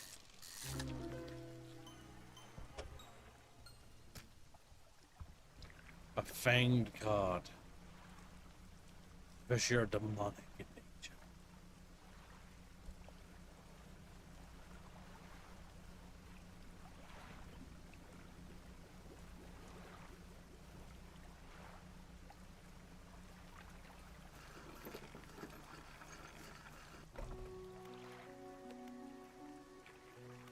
The fishmonger. I think I got some squids.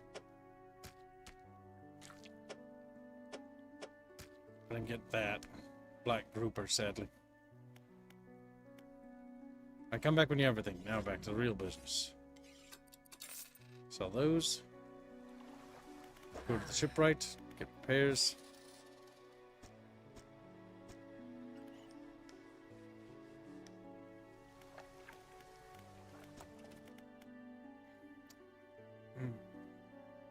Hybrid design allows for more flexible fishing style.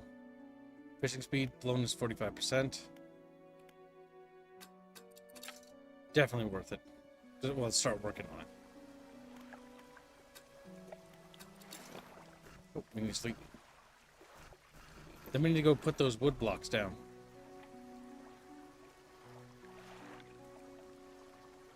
Wind Waker. Cat's never funded that. That'd be an interesting game to play. I've only gotten halfway through that game. Wind Waker actually made me sad because you know that part where you like leave the island, right? And the grandma's like sad about you leaving? That part always made me sad. Like very sad. I was like, no, grandma.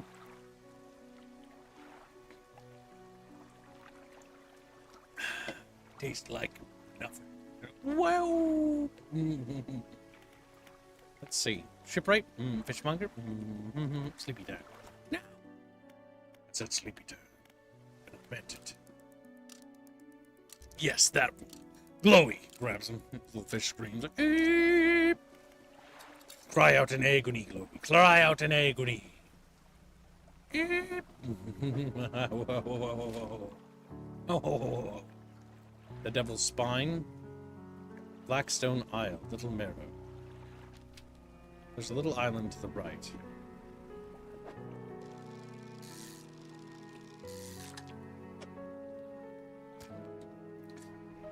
Any chatfish is unlucky enough to be caught by my holy nets. Like, no, don't let me go. Ah! Bonk. Got a trophy bucket fish.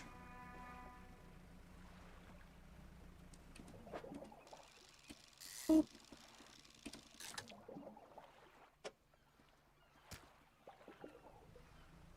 A trofish. A trofish, if you will. Is that the fish I need? No. Oceanic level. According to my schmap, I need to take a right out here. You can drop off those 2 pieces of wood. That would definitely help. But we do need some steel. I do hope we one day play through Wind Waker. I've also always wanted to play Ocarina of Time. Never probably played that. Watched my cousin Ashley play, but that was about it. A gold ring? We should hold on to that. That's probably somebody's wedding ring. And if we sell it for cheap cash, that's just not right. We're better than that, chat. Another dead fish.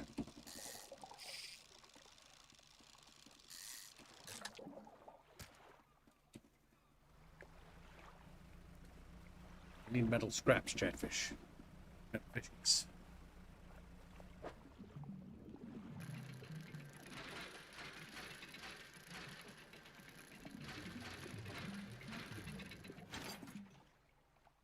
Bolt of cloth.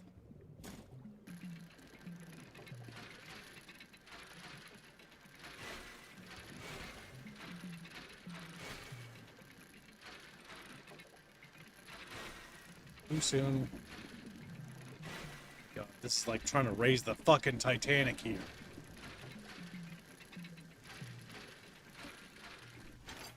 Christ. It's unironically raising the Chatanic. The Chatanic. She was like, eh, as they like fall off it, screaming. There's a water neato out there. I think I saw something. This is one of those fishies I need. Can't pass this up. Don't be demonic. Okay, good. It's normal. In that case, we'll just send that fishy to hell. No! Oh, we got one of the black groupers we needed? Alright, there's a nearby dockyard.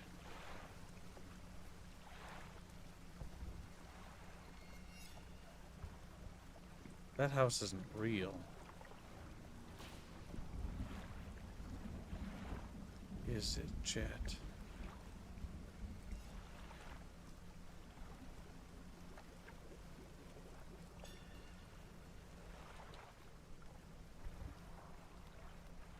It wasn't real. Consult the map. Whoa, whoa, we were way off course. A ghost boat. Something slid into your cargo hold. Okay. No, Chad.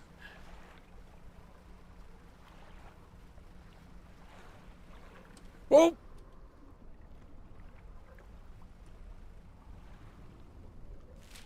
my god. Ah, shit. 1 gold ring loss? Oh, damn. We gotta get it back.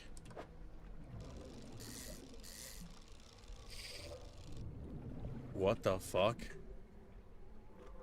It's infected?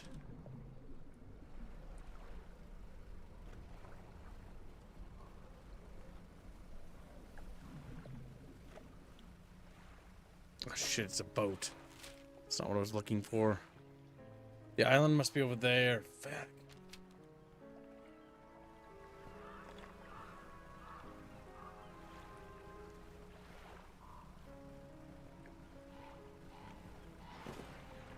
Blue mackerel lost to the birds. No!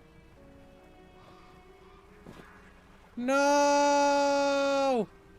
They're taking my chatfishies! Okay, they didn't take the one I wanted. Good, one of them ate the fucking cursed one. Good luck. He's like, and starts choking on it. I hope you fucking choke on it.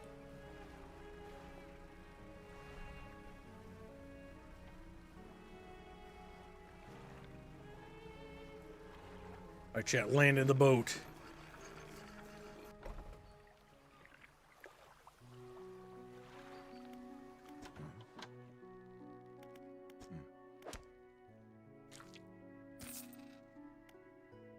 Fishmonger wraps up the fish and hands you some money. I don't think you had it in you. Night fishing is a tall order. Been meaning to talk to you about a new business venture. I've been considering crab pots. I've got one here for you. In fact, it's a bit banged up. Should be pretty straightforward. Just drop it out at sea somewhere and then come back after a day or two to check on it. I've got a customer after a fiddler crab and a common crab. Both species can be found around here.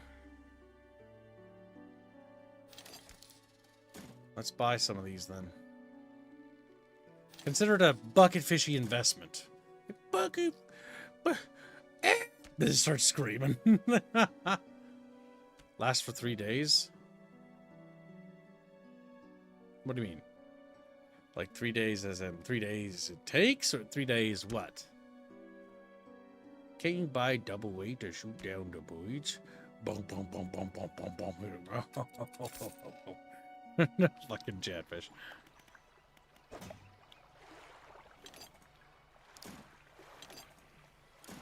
Into storage with ye.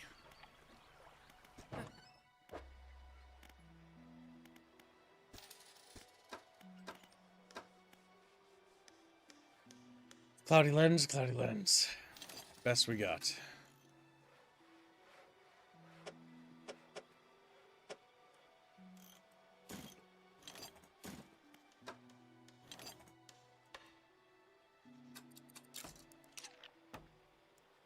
I've installed the light.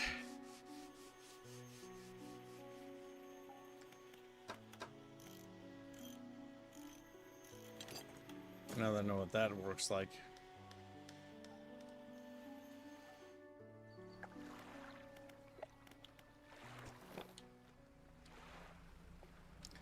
All right.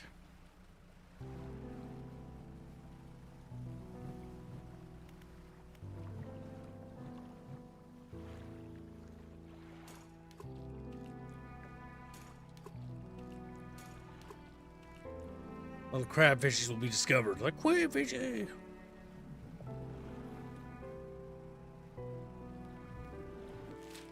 According to that, there's that island over there, that peak.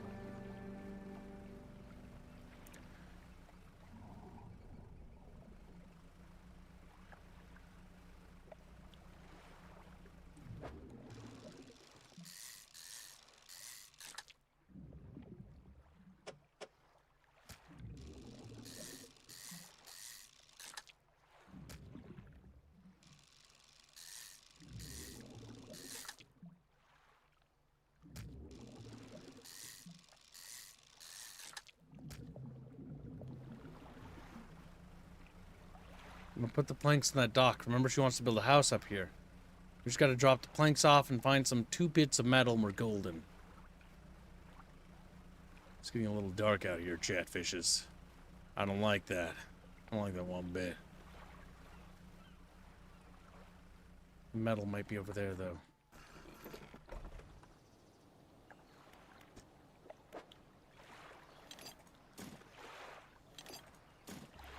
There we go.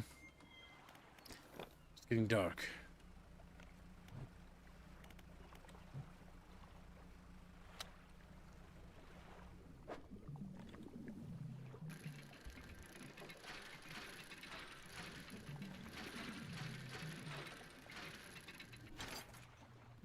Damn it.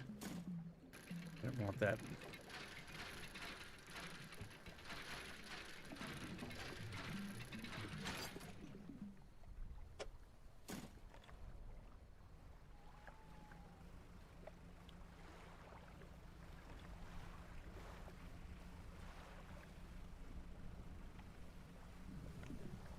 We're gonna head straight back to the docks.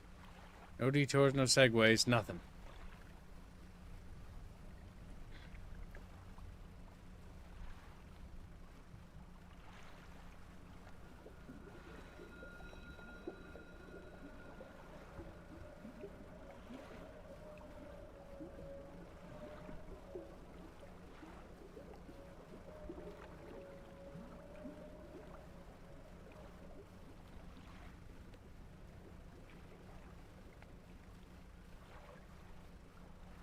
Oh, that was close. Oh, damn it. No. Chatfishies. Damn.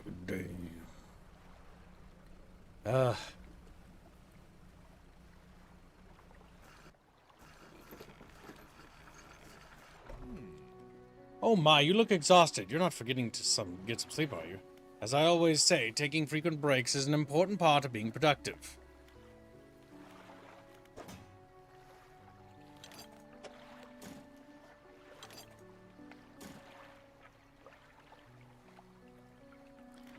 And fishmonger.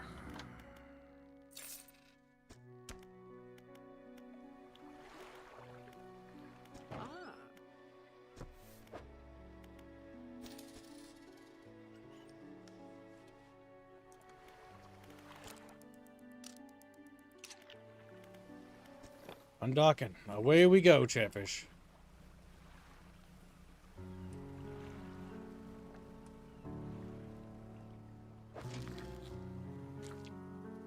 But they only last.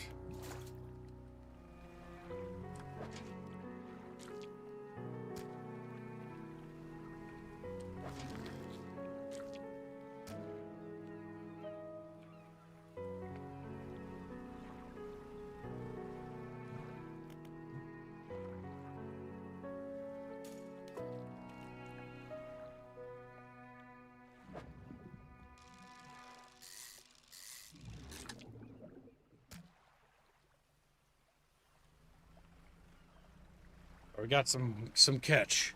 Some fishy bitches. Fish chat bitches. Got some chat bitches. Like, dang, kid, we said chat bitches so many times. We said little fishes.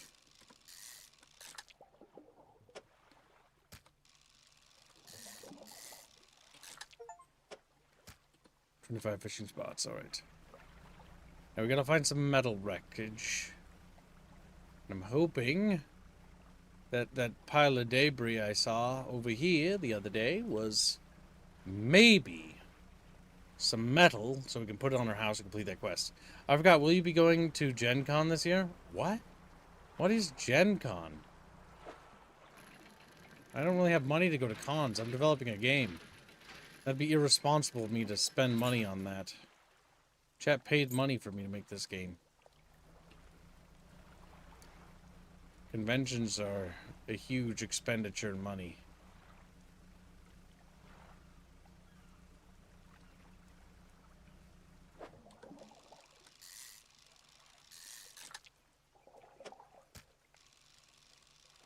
Damn it.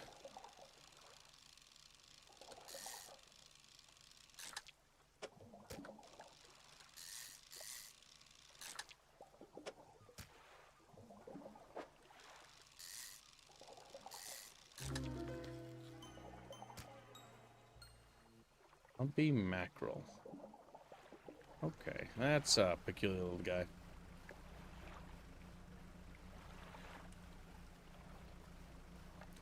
Glowy? What do you mean we paid?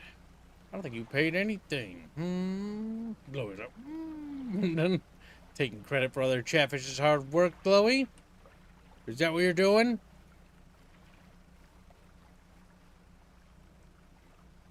Glowy said maybe. Just a little bit. What the hell? Okay,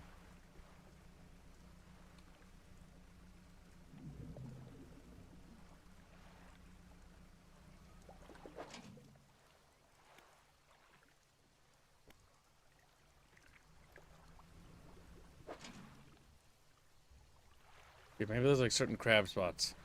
Okay, never mind. But you're not gonna elaborate. I paid it all. Like, you have helped. You made that animated Chatfish on the bottom right. That's true. He does point at things. Fishmonger. Alright, we do have the little crabs you wanted. The fishmonger wraps up the crabs and hands you some money. These'll do. Glad you got some use out of that old pot. You can always buy more here, or repair damaged ones at the shipyard. I have one final request for you. As you've seen, some fish around here can develop deformities, odd deformities at that. What do you think happens to a person that eats the flesh of one of these mutants? They go mad? Well, perhaps, but I want to know for sure. Bring me a mutant fish anyway. Any will do. Just keep this between the two of us. Have you got any of those mutants on you now? Yes. Remember, an aberrant will suffice. The fishmonger takes the aberrated fish from you. He clutches it close to his chest, wringing his hands around its slimy body. Yes, this should do nicely. Here's what the fish is worth. And why don't you take these too? They're of no use to me. Research parts to upgrade our ship. Do you hear that? It sounds like the faintest whispering. You listen. Silence. In the stillness of the room, the fishmonger's hands begin to tremble. His face grows anguished. Please, sell what you need, then leave me. I must deal with this creature quickly, now. Oh, okay, well. There you go, buddy. Good luck with your crazy fishy. The fishmonger slams the door behind you. You hear the heavy scraping of metal bars sliding across it.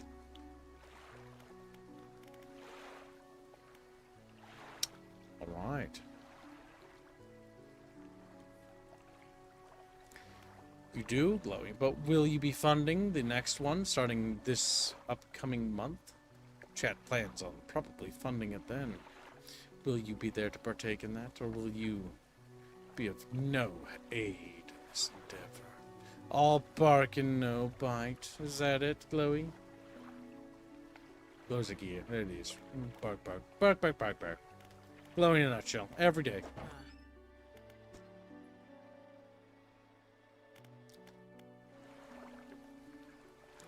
He's gonna fuck the fish? Probably. The fish is dead. Fried, dried off.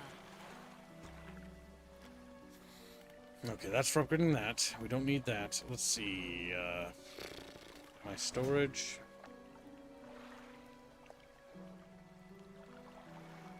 Discard that.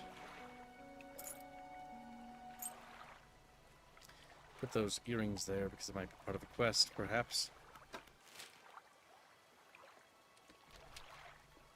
Encyclopedia, Pursuits, The Collector, Search for Relics. Let's find 2 scraps, Chatfish. Alright, let's see. Research. Rest. My storage.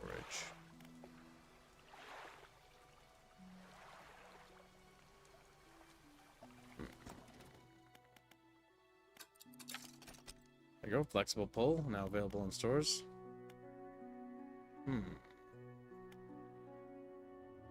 Anti-tangle-line. Blinds are hardened to reinforce to avoid withstand tangling and snakes. Interesting. Efficient crab pot. Large crab pot. Hardy crab pot.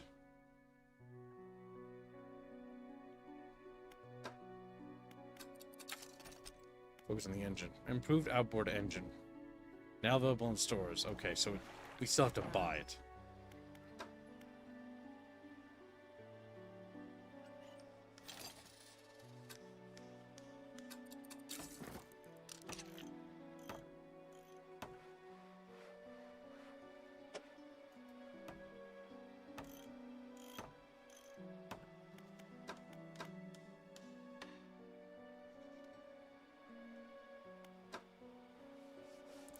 Knots? Wait, is that better than that?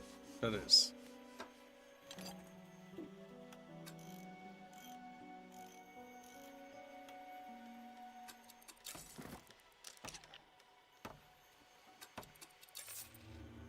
Okay, we can sell that.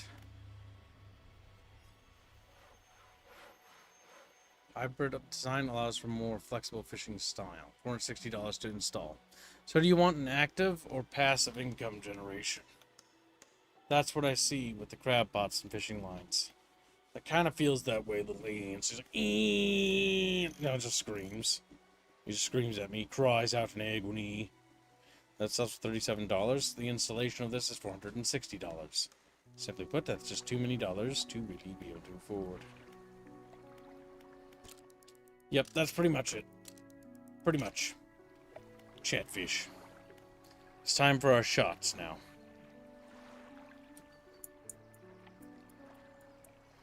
You ready, chat? I'm not. And I just dropped my fucking pillow on the ground. God damn it. There she goes. Got her back. I'll take all the money? I don't think you will, Glowy, you little shit. A new car? Nice. What kind of car you get, boy? It's not telling. Secret. Secret.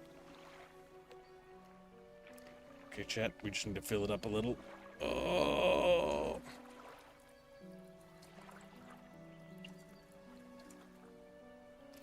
The vodka of death and destruction. Now it's time for the sodium pop. I think I knocked something else over, but I'm not 100% sure. Oh shit, there's my glasses on the floor too. God damn it, I just sort of knocked everything off my desk. Dream it. Big name it, Chatfish. Alright, 1 second, gotta pick those up too. Or like step on them, and then that's another fucking thing I can't really afford. Yeah. Oh, my neck. Oh, that hurts. There we go. Yeah. All those monster cans are gone. Shut up, Chatfish. There's no monster in the ground. I don't drink energy drinks. You're just little chat bitches. Like little chat bitches. Oh. Little chatfishes.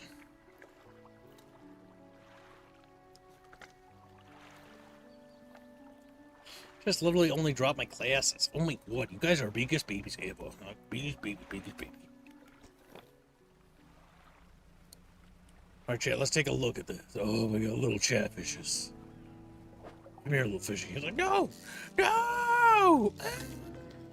Grotesque mackerel. Okay. Well, you know, you just keep finding ugly motherfuckers in this goddamn ocean.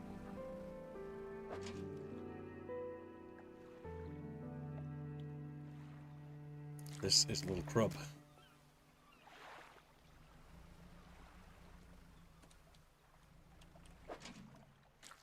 This is another little crub.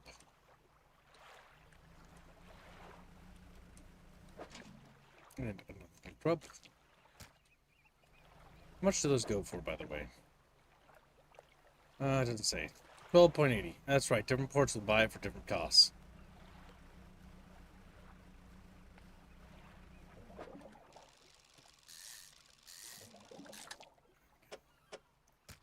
Nice bit of money.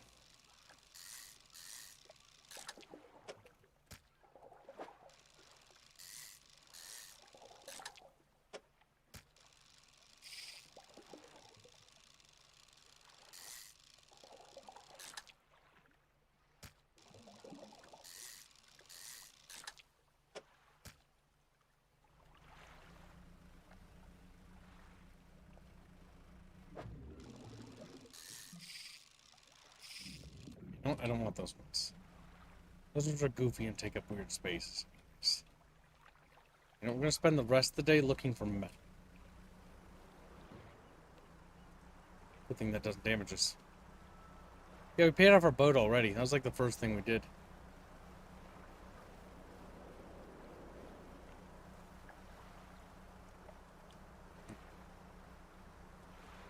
I don't see any metal out this way. Okay, we'll just take the fish and just call it a good for money.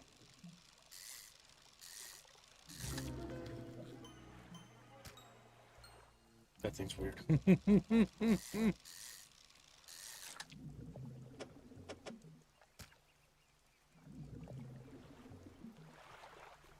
Back we go.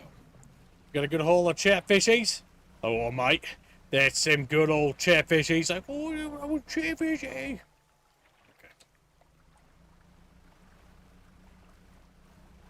Chatfish are being abducted to be sacrificed to the kid god. What? Oh my god.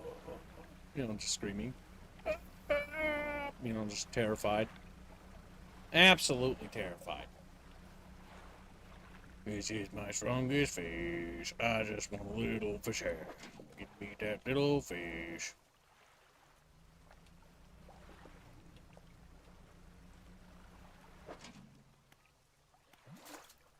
We'll pick that one up and we'll leave the other ones out overnight because I'm curious to see what's going to happen.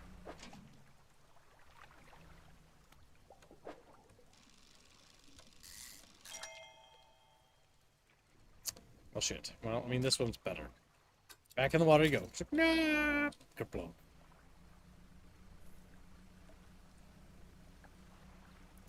Yo, chat bros. How you doing? You guys have a good week? My week was not as good as I wish it was, but happens. But I hope you had a good week.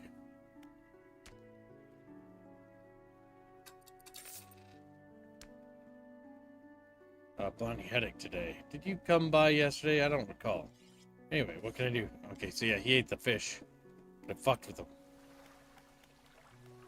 Shipwright. Alright, now we can get this flexible fishing pole installed. Which is 45% feed. Install time of 3 hours. And has the capability of shallow and coastal fishing, which will actually save us some headache.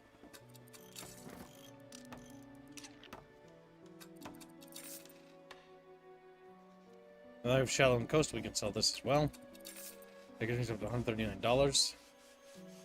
$410 to get a hydraulic rod, which will increase our fishing speed.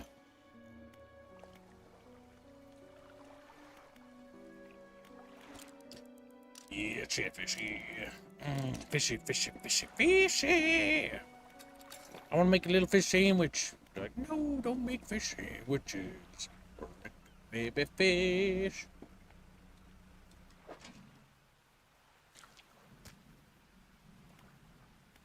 I'll pick these up and I'll put them in storage because I'm curious. I'm gonna leave this one in and see if it breaks. Big old fucking crub. That's some big fucking crub. There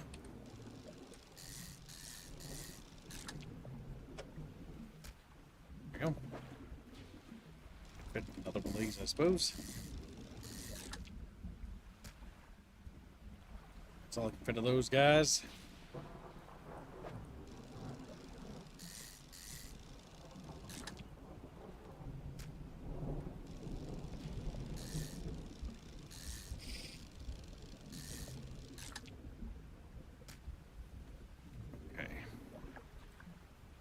Take those back.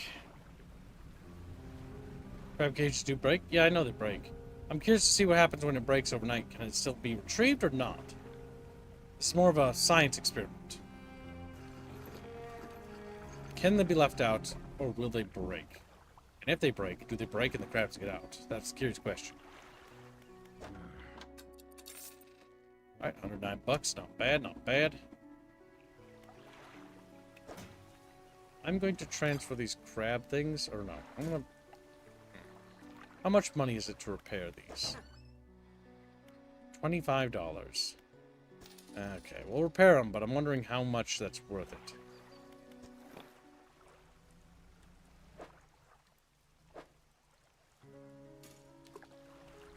We'll drop one here. And we'll drop one in the deeper depths to see. Welcome to Stream Brick Methamphetamine.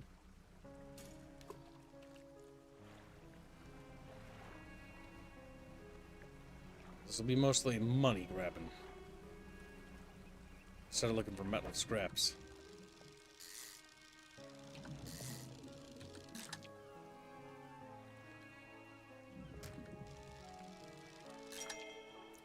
That was a good one.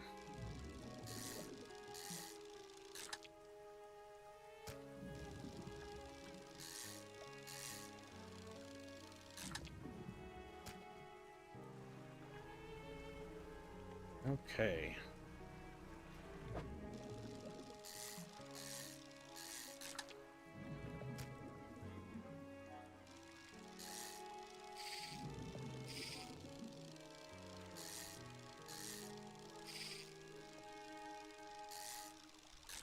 There we go.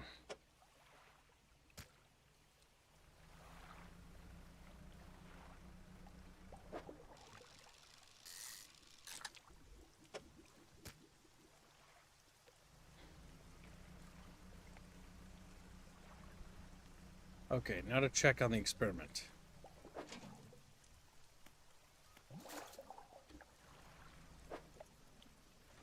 Picked it up. Well, thank you. Welcome to the stream, and happy Victoria Day to you as well. We don't celebrate that here. I don't know what that means. Is it like Queen Victoria, I assume? I assume because I don't 100% know, so don't get cranky with me, boys. Boy. That one's worth $22. Wow. Don't overcommit yourself, especially when that sun starts going down. Better to come back with a small catch than to not come back at all. You can say what you will, boy, but I will do as I please. Snap! Screams. Dry dock?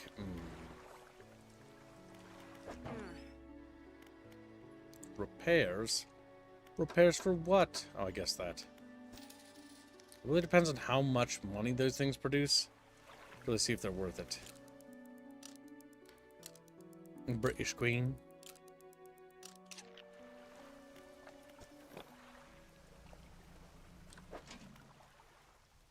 Alright, we got a little crub.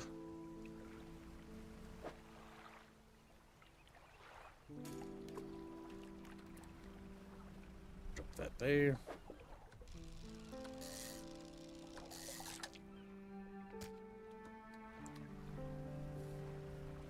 Grab as many little fishies as we can.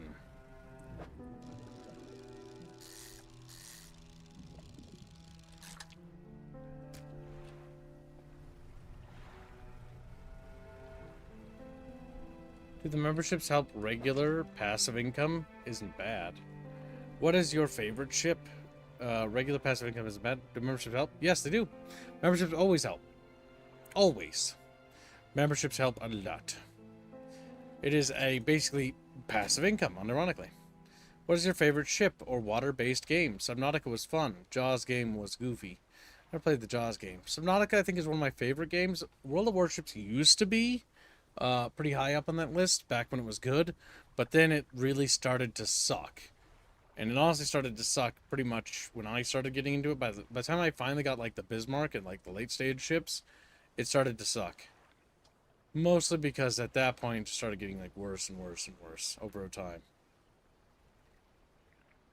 Subnautica. I don't even say that one. Subnautica was cool, but I wish it was like Barotrauma, but 3D, honestly.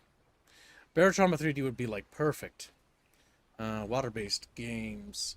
Water is like one of those things that's really cool because like things fascinated me as a child. Like the sinking of the Titanic was something I was enamored with as a child because I thought it was very romantic. Not like the movie, but the romantic nature of like a ship sinking and like the romanticization of that sinking. Like the heroism of the various crew members and stuff like that, and all the you know, bridge crew doing their damnedest to keep the ship's lights on and stuff like that, sacrificing. Even though they did evacuate, and a lot of that was like a rumor, because apparently they did evacuate the lower section of the ship when I actually studied it, because I was actually really fascinated. Ship sinkings I always find interesting. The Titanic is one of the most fascinating ones, because the ship sinks so slowly. So it's always really cool to see. I mean, it's awful what happens to people, but like, you know, the event is interesting, but it's cool. It's cool and sad. Cool and sad. The whole, oh, no guns ruined the game for me. Oh yeah, that for Subnautica. Subnautica, they made a random political statement was like, guns are bad and guns are evil, so we're not having guns in our game. And it's like, that did sour me on the game, and then I didn't really want to play anymore. Haven't ever touched it since, honestly. Barotrauma, if there's a sequel having a 3D version of the game, I can see it being fun, a game with serious sub design. Yeah, that'd be so sick. Subnautica, I would want to be 3D more than anything else. Ship games that are good. There aren't very many. Like, Admiral Ultimate Dreadnoughts had its potential, just like that other ship game they had where you could play as, like, a broadside ship and do stuff, but they ruined it. They ruined all the potential for all their games. Like, they fucked it up. Because that Games Lab company literally just retarded. But ship games, there aren't a lot that are out that I'm, like, really, really into. I was mildly passingly interested in that, what do you call it, Steamworks game or whatever it's called, because you could actually do, like, Titanic sinkings and stuff and try to rescue people.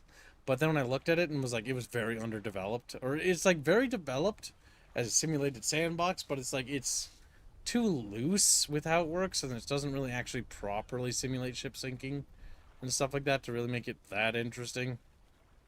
If it properly simulated ship sinkings a bit more, that'd be a little bit cool. But it's kind of hard to do that because water is actually rather complicated. and ships on sea are rather complicated.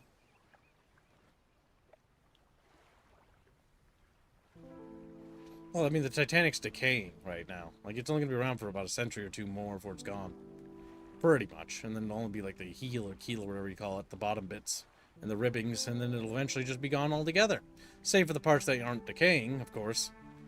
But yeah, the Titanic's in pretty bad shape. It's like collapsing all over the place. It doesn't have terribly long. It's got like a century of like slow collapse. Like, we'll be dead, but like, after a little bit after we're gone, and after I'm dead, it's gonna pretty much be poofing pretty quickly. It's in too bad of a state to even be possible to recover, and how the fuck do you recover something like that? It's ripped in half, and its structural integrity is not sound. It came down.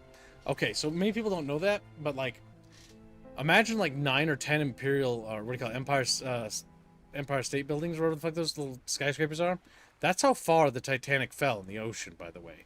So it fell when it went down, all the way down, nose first, and smacked into the ground. And when its nose smacked to the ground like a crash ship, it held together surprisingly well, but it like the bottom, and then all that water coming in behind it, basically because all that, you know, how water physics work and dynamics, as it basically went down, smashed into the top of it, and you're also forgetting all the water inside of it, as it impacts the ground and it pushes down, and all that pressure comes down. Explodes, like not a fire explosion, but a water explosion of water physics. Basically, it caused like the front section of the ship to actually, the little what do you call it, container for the storage unit where the stuff was stored, like the car and like the other supplies and luggage and stuff, that to blow off its hinges and go careening off and underwater basically, and it lands like, you know, 100 feet away or so, or a few hundred feet away from the ship, because that explosion blew it off. Because when they did research into it, yeah, no, how did it fall off? Well, it exploded. That's what happened. Because of the pressure. Yeah, so that's what happened when it smacked into it. The back section, because it was all fucked up when it started going down, literally just fucking started dissolving and falling apart. Like, just ripping itself to pieces as it fell. And as it smacked into the ground, that's even a worse state. That thing looks like fucking, like it just exploded. You can see bits of the what do you call it, the turbines or the engine bits, but like that thing is, the back end is in very bad shape right now, and will probably be the first thing to go. We can build another but better. Well, they did improve the Titanic actually with the Britannic and designs, as well as the its other sister ship, the Lusitania, or was it? I don't remember, because there were 3 sister ships, right, of the RMS White Star Line, right, and one of them saw military action. Literally, one of the Titanic sister ships, if I remember right, literally rammed a fucking submarine in World War One, sinking it. Literally, it turned in to fight a submarine as it dodged a torpedo, because the Titanic, as a ship, is actually a really nimble ship. There's a lot of fake things about people spread about the Titanic. It was state of the art when it came out. It was used in the military. The Britannic was used as a medical ship. It got hit by a mine. It sank. It sank because it was hot in the Mediterranean. Because it was so hot, you know, people were cooking inside there. So they opened up the little port windows. But because when it hit the mine, because the port windows are open, the containment system that they improved, where the bulkheads were bigger and more expanded, which would have prevented it from sinking, because the little portholes were open, it took in more water, then started tilting over, and then, you know, flipped on its side, and blah, blah, blah, blah, blah. But that's actually because it also smacked into the ground, because it was rather shallow, and then twisted and fell over, and then it lays on its side on the water. Unlike the Titanic, which split in half.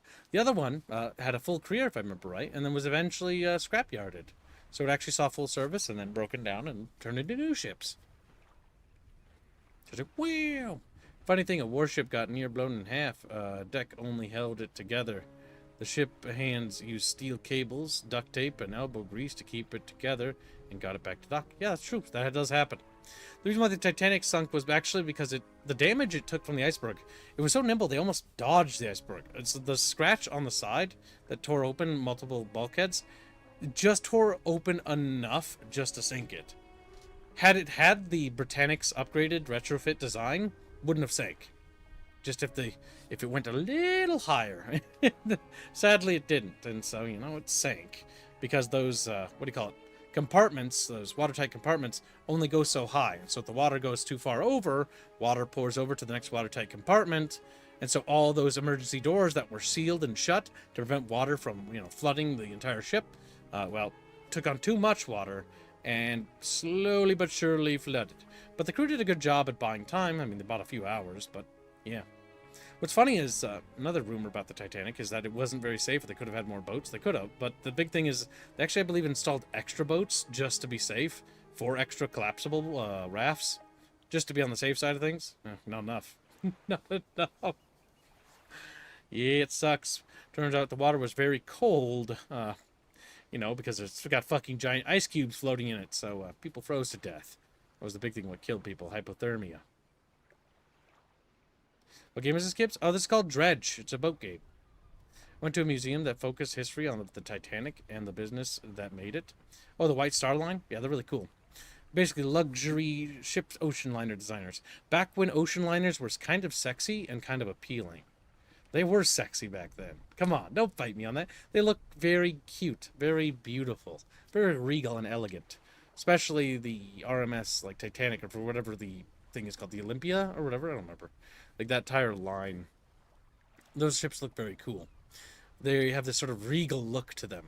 And as ocean liners improved in technology, they look kind of like bulky, bulgy ships. I don't find them very attractive like I find like the old ship liners, ocean liner stuff, which I think is a far more ornate, yet simple, yet elegant design to it with the black and white. But that's just me. I think the new ocean liners are, we call it like tourist ships, aren't as interesting. They're basically just floating little cities, and they're much bigger than the Titanic was, or those class ships. But hey, boat stuff. Yeah, I know. I don't think I was going to ever talk about Titanic and boat stuff right now, but, I know my things. I know some stuff. As well as ship disasters before that century. Oh my god, they were terrible. Oh my god. Shipophilia. We talk about little precedents. Zeppelins used to be a fancy way to travel. Zeppelins were a novel idea, conceptually, but it turns out, using, what was it, helium or whatever the fuck they used for the German one, the Bismarck, was it? I don't remember. The Hindenburg, yeah. Wasn't that the one? Yeah, Hindenburg. That pretty much killed that whole thing because that was such a negative disaster, right? In the same way that the Titanic sinking really fucked White Star Line or whatever the company's name was, at the point where they were kind of fucked. It's like, oh, well, there goes one of our ships. It was labeled as unsinkable. Oh, boy. Oh, boy. PR did not help that one. PR did not help that.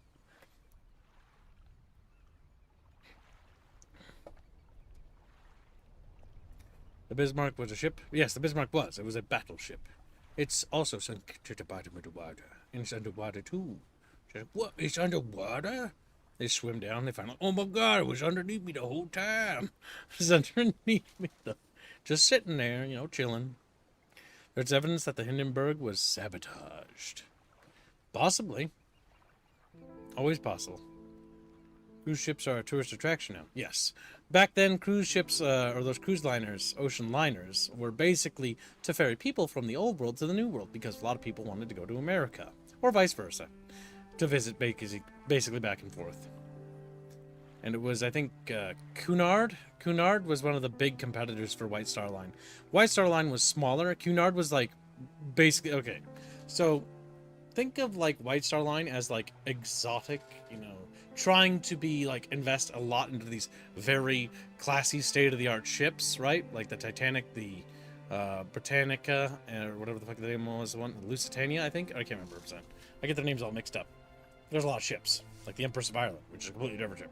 Which is a completely different.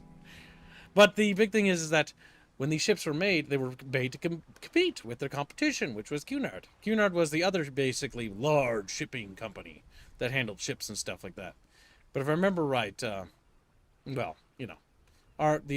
White Star Line did not particularly fare well. And then what really didn't help is, 1913 was the Titanic sinking, but you had World War I, which lasted till 1918. Then you had the Roaring Twenties, and then the ocean liners started to see like recovery and stuff, and then you had the Great Depression. Dead. The Great Depression. Stock market crash did not help. I'll tell you that much. The Great Depression was bad. That pretty much ruined a lot of it for a lot of people. And as far as I know, the White Star Line just imploded on itself. Yep, Cunard is still around. They survived. They were big. Because, you know, the White Star Line did not. I know, random. Like, I didn't expect chat to ever ask about this, but I just know random, like, deep lore facts about random subjects that randomly interest me. Don't ask why I know so much research on that. Don't ask if that... You know, I could mention that. This research actually plays a massive role in the Terrestria story stuff. And I can tell you that, because you know why? Nobody will know by the time it comes out. You know, nobody will know. It's not the game we're working on. It's another one. So it's so far away you'll forget. I can just mention that. I did so much research on ships of that era. You have no idea. You have no idea. It's a fairly fascinating thing. The White Star Line was one of my biggest interests or focal points.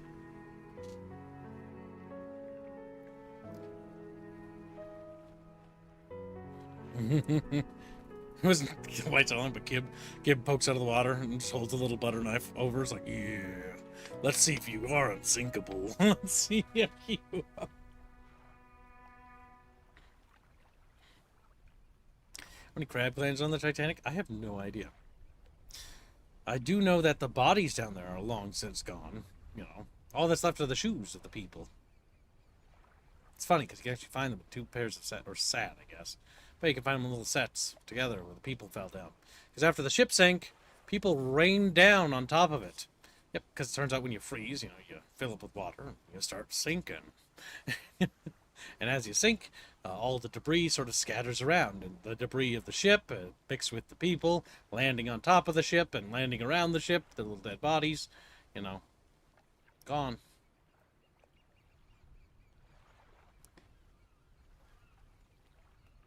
Did you hear they're trying to bring Zeppelins back? I love falling. No thanks. I barely like planes. Planes are bad. At least if I'm on the Titanic, I could be like, wow, I'll either be a really cool relic under the ocean or, you know, rescued, one of the two. She's like, wow, what's this? It's a piece of a kib. You can see it's a little kib shoe. It's a little kib shoe. Oh my god. It's a little me shoe. Alright, so. But yeah, Titanic, really interesting. Know way too much about it for very weird reasons that I can't quite get into.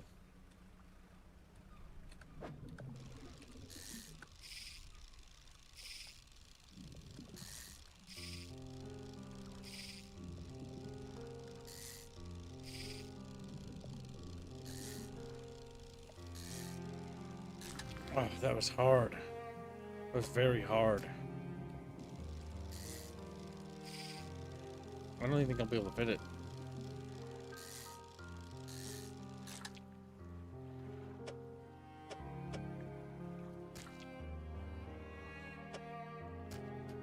Okay, we did. Those are big.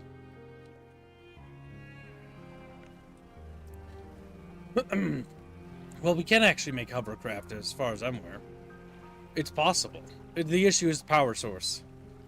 Fuel source.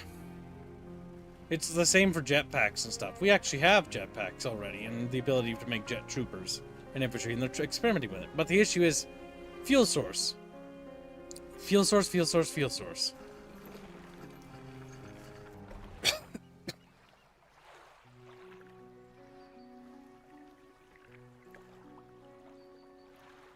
Because it's green? Oh my god, help me. That's not a reason to bring something back. Green technology is literally retarded technology. So now we know it's for not good reasons.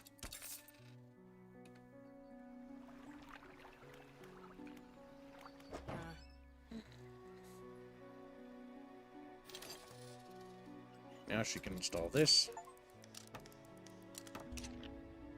So come into every ship slot. There we go. Now I can catch better fishies. Like better fishies. Like the flying battleship designs they thought was going to happen in the 1890s and 1910s. That's just goofy. The research I did into that was for the Terrestrial Victoria timeline stuff, and basically it all boiled down to the most practical possible thing, at least what we had designed, was basically, it's scrapped now at the moment, unless we push the timeline to that point, was what I call snap fighters. So the big thing is that you can have Zeppelin carriers, but they have to be light fighters, light fighter craft. You can launch them from them, but you wouldn't have like big battleships. Because again, the big issue you run into is that fighters are just kind of better than them. And so, only in the early stage would the snap fighter like program be like something that would work, and then eventually it would just be supplanted anyways. That's a goofy little fishy.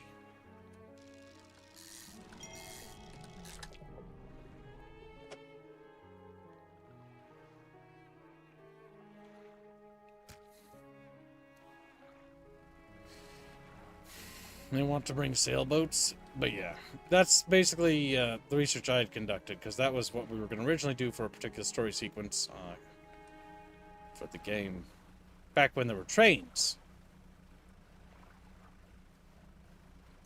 But the whole snap fighters and zeppelins, it's more of an experimental technology. It would still, again, would only last a little while before it would immediately be replaced, because as soon as fighter ranges would extend, it literally becomes obsolete. Like, suboptimal to use something like that.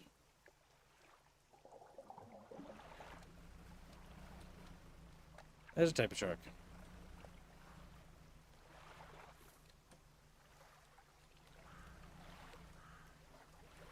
The experimental technology is really cool. That's actually one of the reasons why I liked Hearts of Iron got the Damarung, the expansion. It got the Damarung actually was really cool, because they had so many cool experimental technologies that were never made, like the Rata and other goofy things like the ice carriers and stuff like that, and the aircraft carriers, which I really love the concept of that, and I've done a lot of research into that too. Goofy technologies that I think are really fascinating, that actually have practical use and would have made use for a small point in time until things like jets, because jets would then literally make that kind of obsolete as time would go forward. Because you would need that for fighter extension, because your planes can already go ridiculously far and ridiculously fast.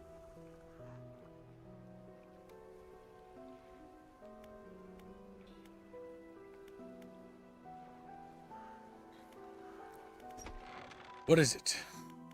Or should we be looking for relics? Oh, I thought I already did that. I think I'll be going. Chatfishes once told me they was little baby fishes. They're my little chatfishes.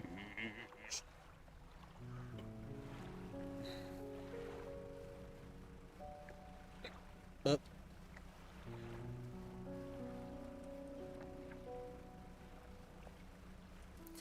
I'm just a little boatfish.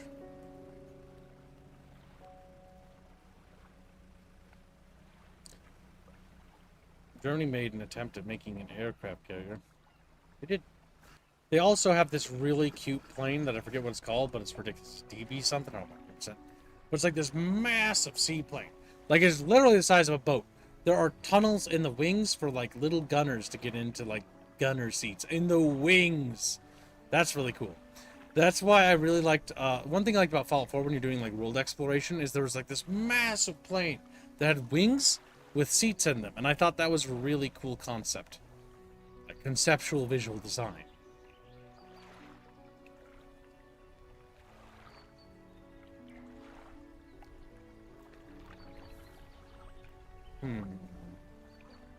What do you think, Chatfish?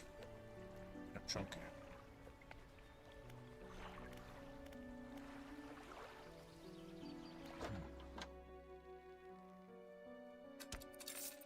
Sell it. There we go.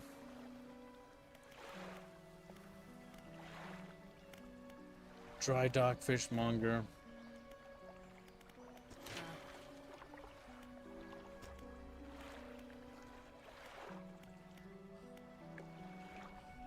What are we doing? What are we buying?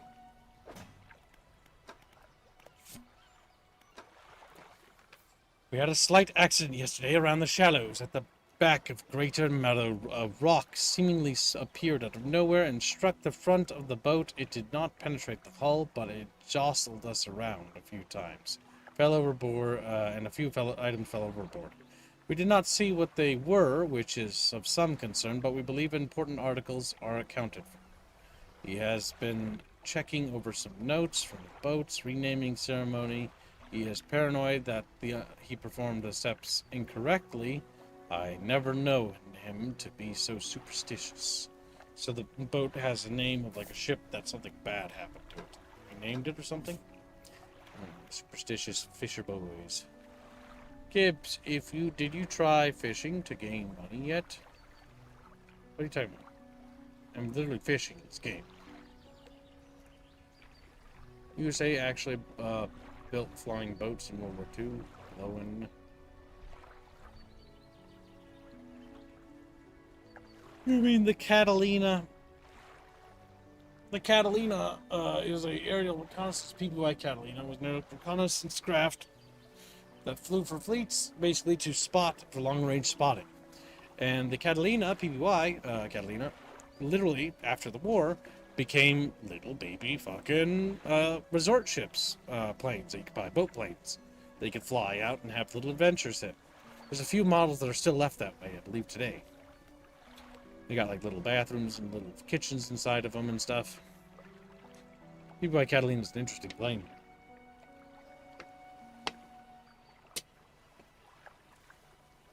The Soviets had a nuclear-powered drill vehicle. It went nuclear. Blew glowy out of the water. It's like, whoa! Search for relics. Search for lumber. Search for relics. Materials. There's good wood in some of the wrecks. Where am I going to get the metal from?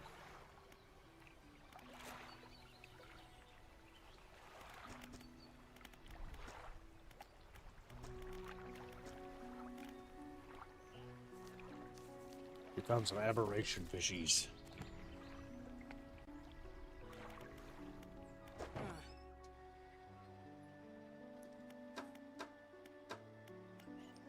Improved outboard engine.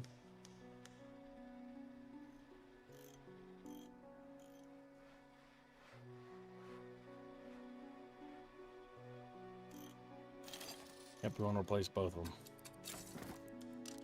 That will allow us to have more time.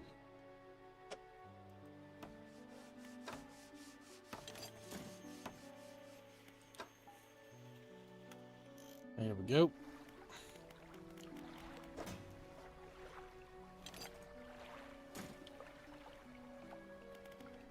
Undock the boat. Now it's time to check them crabs, chatfish. He's like crabfish.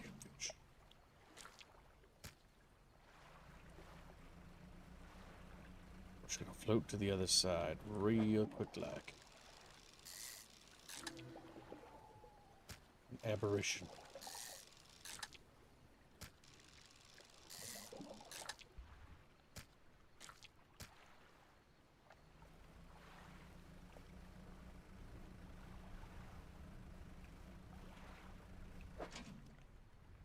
Little crab creatures.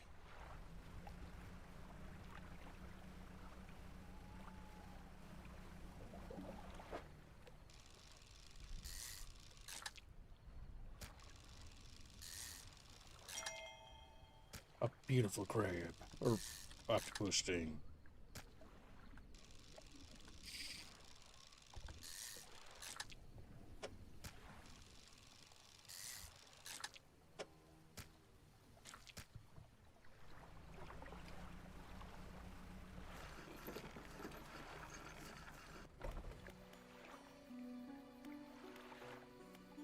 My storage painter.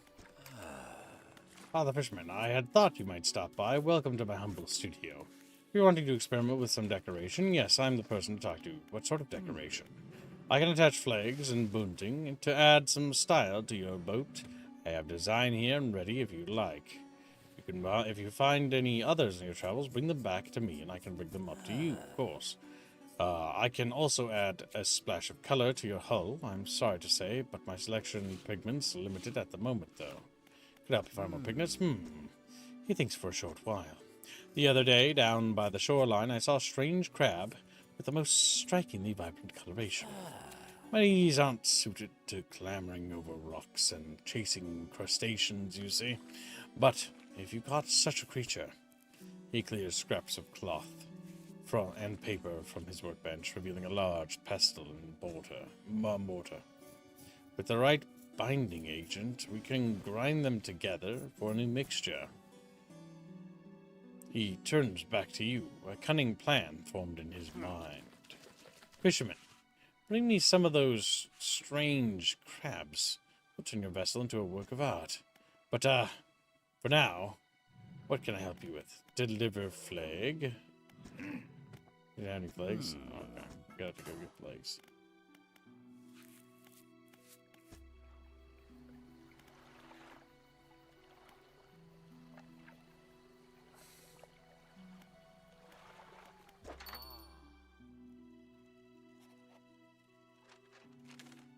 The trader. Okay, so there's nothing over here. We'll grind crabs to make new paint. Got it, old man. Yeah, he's a bit of a weirdie, isn't he?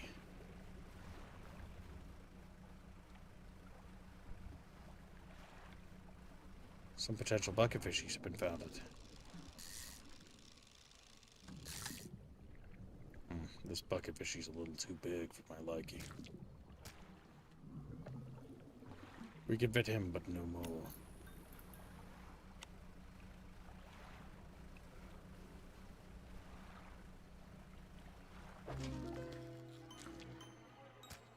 Is that one of those weird crabs the man had spoke of?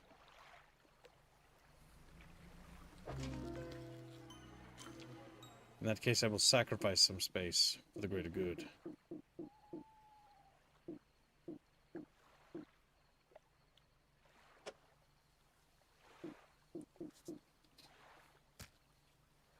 Okay, I'll need to sacrifice this.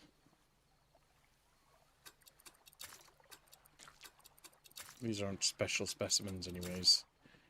And then we put this weird creature here. Then we immediately turn him back and we immediately head straight for him.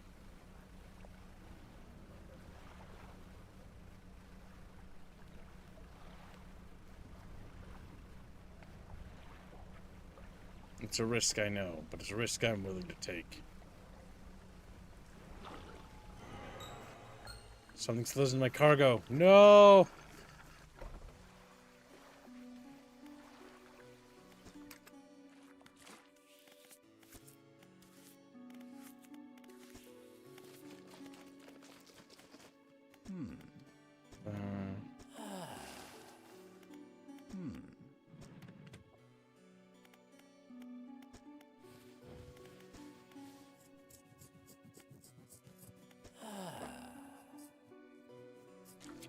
Sharp mint.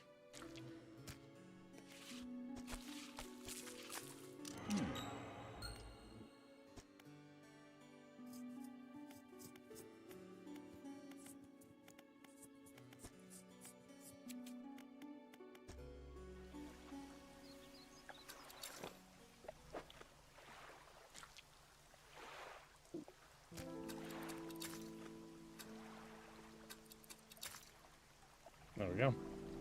Toss out those infected things. No! Must hurry! Chatfish, no! Oh! No, please! Not the crabs! No! No! Okay, I'm over.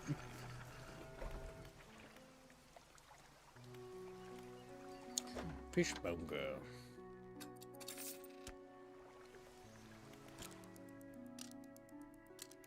I'm gonna sleep till the next day. Fortunately, there's no like time or consumption of resources or fuel, so it's relatively lax. It's just time management is one of the big resources. I really wish there was a good pirate game, but there isn't. Okay, so these things will eventually grab crabs, no matter what. We're just gonna grab the crabs and we'll worry about cleaning them up later.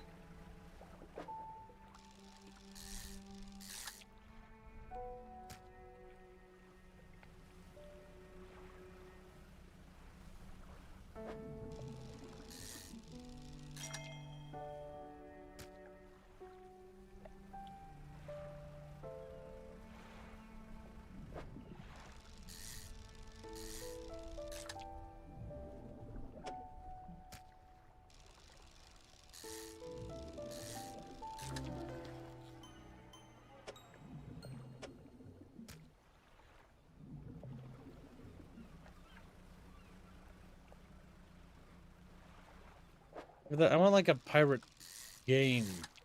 It's a bit more than Black Flag. Because Black Flag is not really a good pirate game. It's a fun game, but it's not what it could be. I want more. More.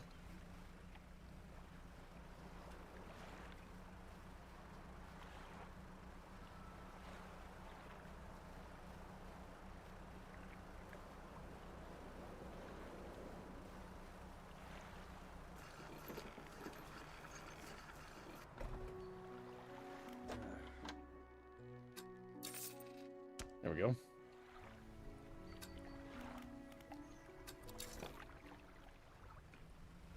No, I don't want Skull and Bones. I don't even know why you brought Skull and Bones up. You just keep bringing up the same game.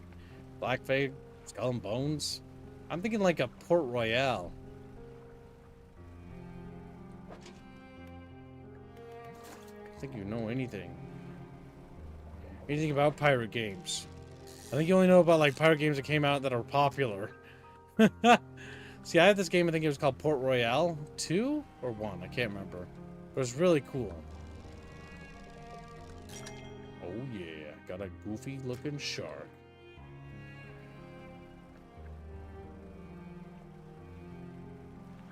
Now where do you even get metal from, I wonder?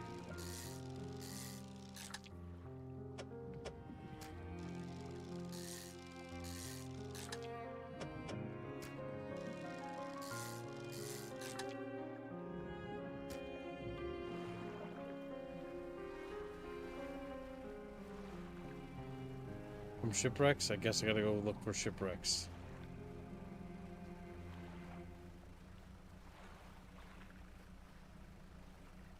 Fourth Port Royale? It's one of those games here that reminds me of like Stronghold or Tropico. That sort of gets worse with time, not better. It worked a lot better back in the old days, like as a 2D game, but then they made it 3D and then it got like bad because of that.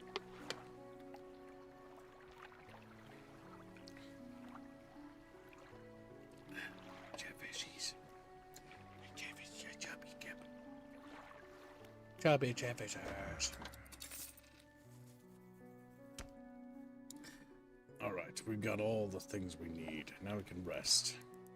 Alright, now we're gonna go for Rex. We've gotten a decent haul of monies, 520 buckies. And now we can go exploring.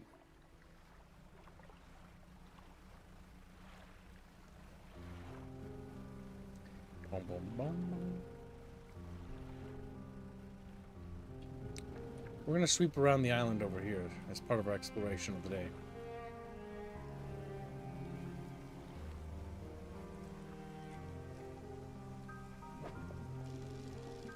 I don't want those. They're too big and they take up too much space.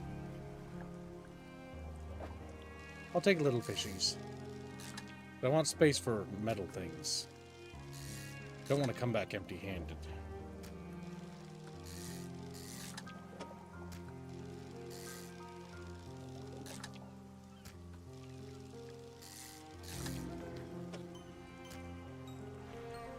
Mini-eyed mackerel. Fishy mutants.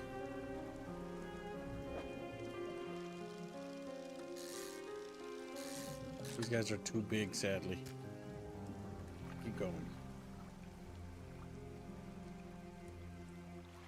The stone hums quietly, sending ripples through the air. Around it faintly, shapes dance upon its surface, vanishing before your eyes where you can focus. Place your hand on the stone. The cold stone does not respond to your touch. I tried to touch it, Chet, but it didn't like it. It was a bad touch. Bad touch.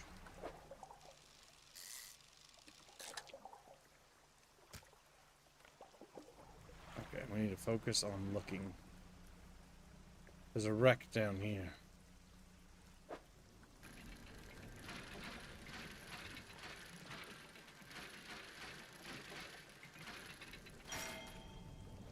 A very big fucking key. Gotcha. Too bad he can't actually rotate it, like flip it. Damn it. That key looks very important, and we should probably hold on to it. Explore the long way and look for more wrecks.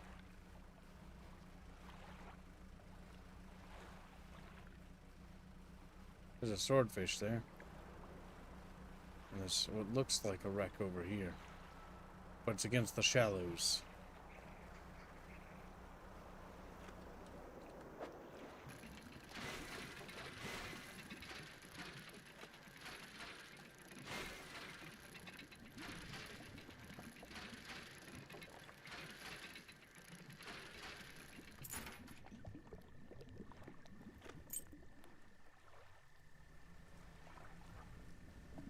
Risky jet. We gotta. We're already over here. Scrap metal. Sacrifice the fishy.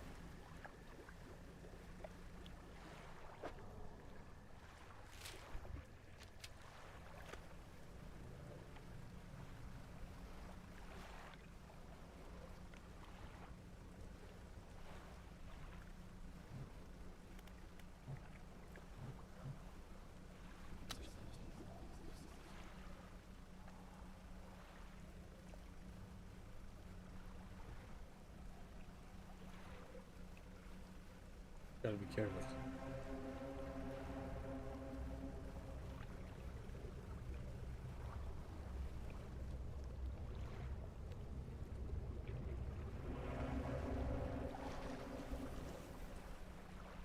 Okay. That was scary. Oh.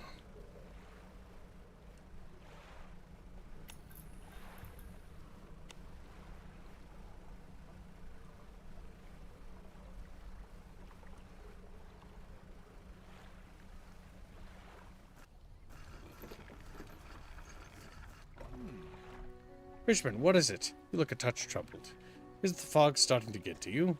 Completely normal around here. Nothing to worry about. With a good night's rest, you'll be right as rain by morning. Shit. Bitches. We have a whole lot of fishies to haul. But first things first, we're gonna get rest. But we're doing a simple ferry job. We're gonna set the metal there so that the bitch can move over there. That'll give us a new place to go.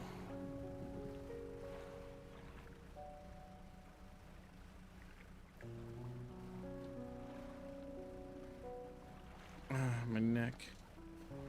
It's troubled, Chet. It's troubled, it is. Bum bum bum bum bum boom bum boom boom boom.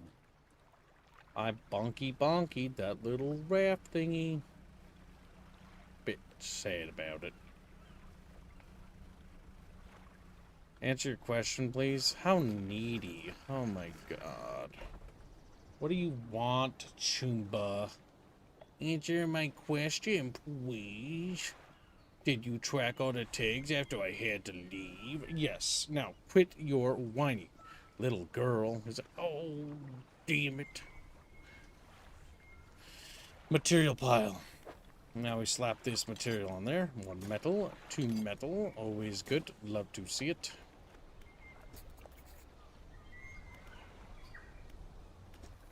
Undock and we make our way back, but on the way back we catch every fishy we can.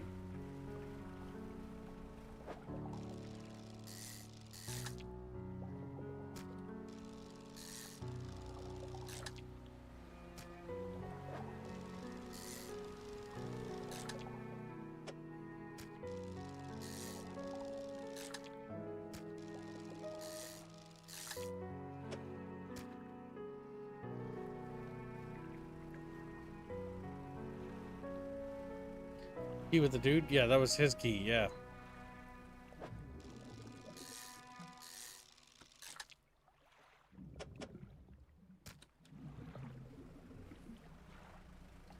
If we go straight there, we might not make it back, but we'll try. We're going to go straight for the key area, then we're going to head back to the town, and then sleep at the town.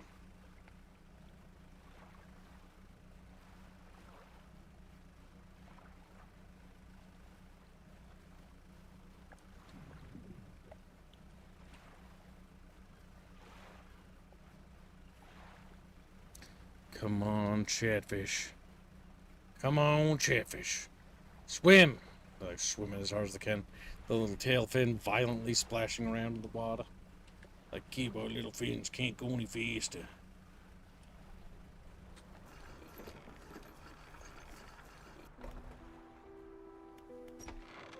Collector's house. He's standing in the back of the room, still holding the silver crimson book. He seems impatient.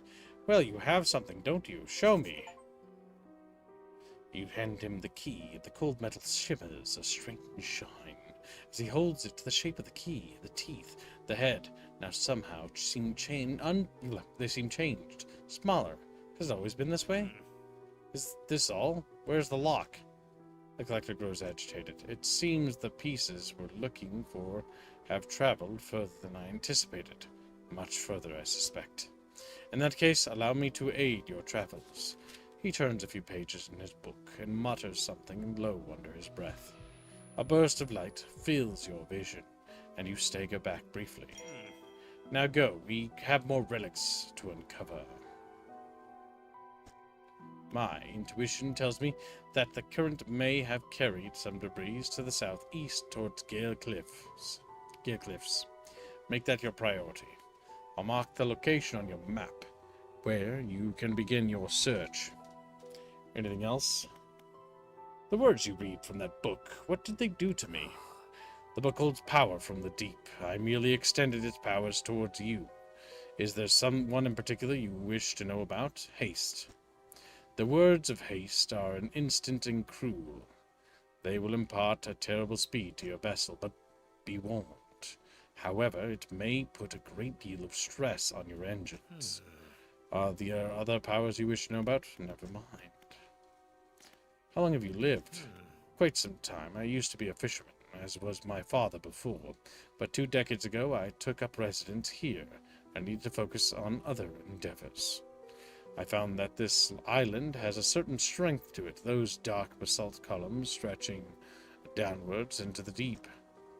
Anything else? Do you know who owned these relics? Yes, who? He looks at you for a moment. A look of something like regret flashes in his eyes. An old friend. Anything else? Take a look at these trinkets. Do not bother me with common clutter. I hear that the trader at Little Merrow deals with such trivialities. Anything else? Read around the book. What did they do to me? Book holds power. Okay.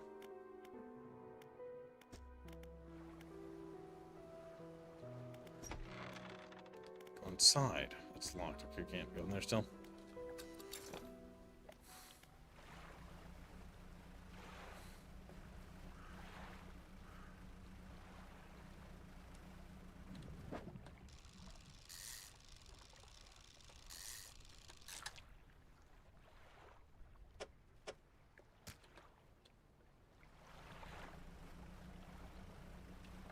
Yes, this game does have some recent updates and expansion stuff. But I just bought the base game because, well, I didn't think we were going to get that far, and I don't think we will. To be frank, if you will. But we're showing it off. Chatfish can look at it with the little fishy eyes. A game about you, Chat. Chatfish. Lighthouse Keeper emerges from the dark forest that flanks the town. She walks towards the dock with a confused look on her face. Oh, it's you. Who were you expecting? Your engine, it sounds like... I'm sorry, I mistook it for the vessel of an old friend. Dejected, she turns and walks back towards the lighthouse. You've done it? Well, no sense in wasting time. Let's get moving. No room on deck? Come back when you got some space. I got a ferry Horaeus over there.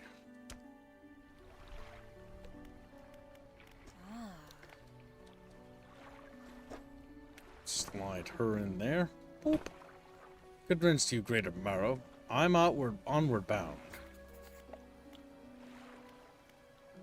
You're not. We're sleeping. Like, weep.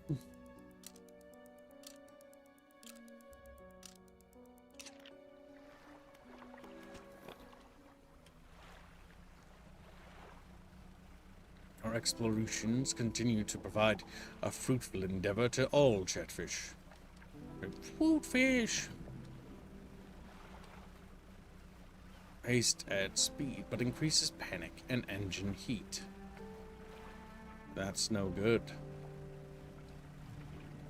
Oh, the shots, they're cleared. You can update that. Thank you, Choompa. One of the things I had forgotten in my ease of being a kip. It's always something, you know? Always something. True. Choompa, choompa, choompa, choompa, choompa. Look at him. He's choompaing. Yes, this'll do. Thank you, fella. Give me a short while to get things built here. You're welcome back any time. She reaches into her toolbox and pulls out a handful of components. Take these. Always good to have on hand. Some parts to unlock new technologies. And we shall depart. In search of wrecks, in search of debris, we will discover what's true to be, my chatfish. My fat fish.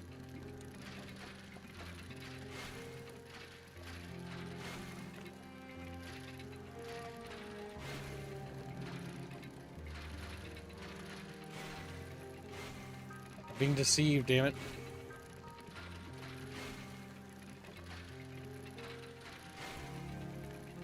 Oh my god.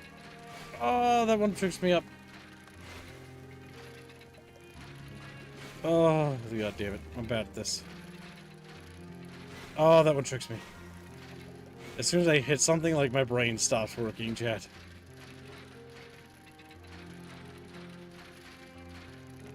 Oh, god, I hated that. That was brutal. Good thing that spot's depleted. Fuck that spot. Oh my god, it's simple. Come on. Alright, let's see. Wooden plank.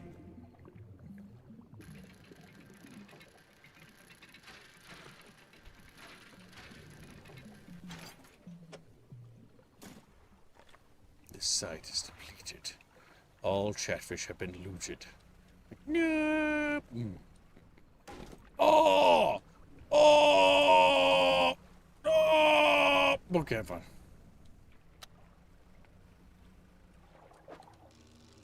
Boop. And there we go. Boop, boop, and there we go. Boop, boop, and there we go. We're getting squids for you to eat. You're the chatfish to eat. They hate squids. Squids are their enemies. Chatfish want squids to die. What the fuck? Oh my god, there's a big fucking fish there. Okay, well, let's get the fuck out of here, chat bros. Oh god, where am I? Our boat's been damaged. We're not gonna make it, chat. We gotta take a hard left here.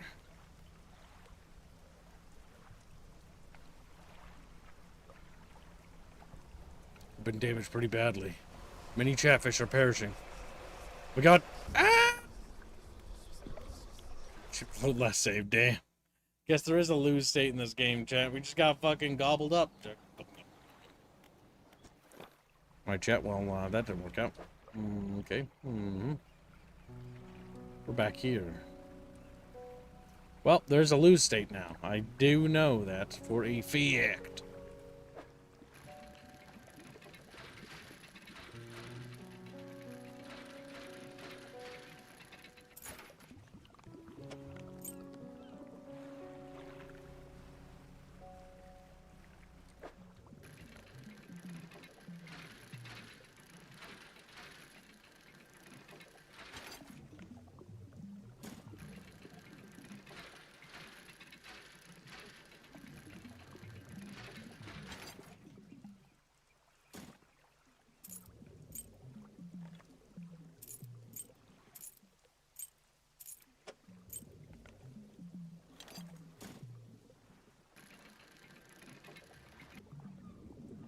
A little bit more.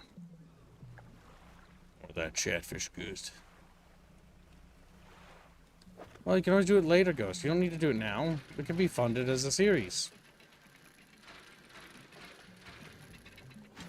Remember, chat, just because you can't fund it now doesn't mean you can't do it. Just start a Dredge fund, and we'll start from the beginning.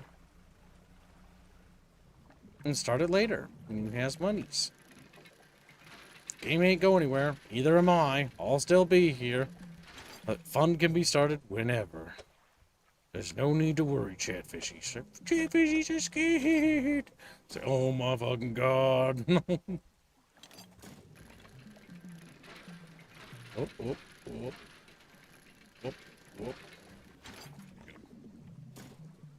Alright, we got wood.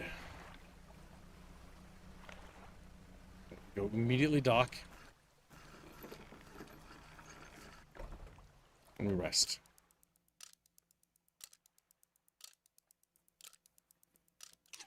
There we go. With the sun out, now we can safely undock. Start traversing back over there.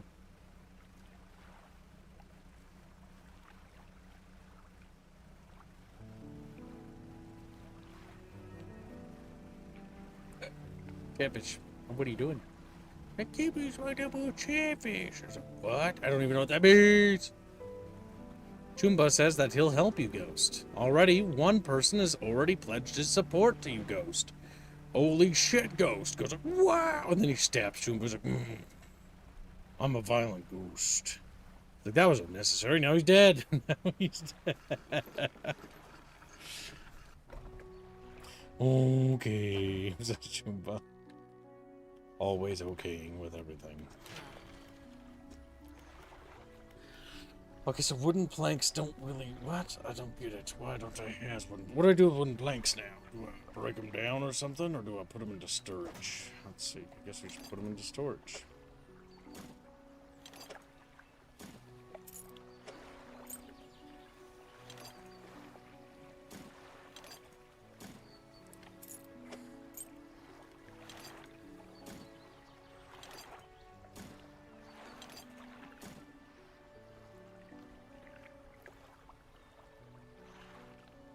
It is rather chill. Yeah, it is.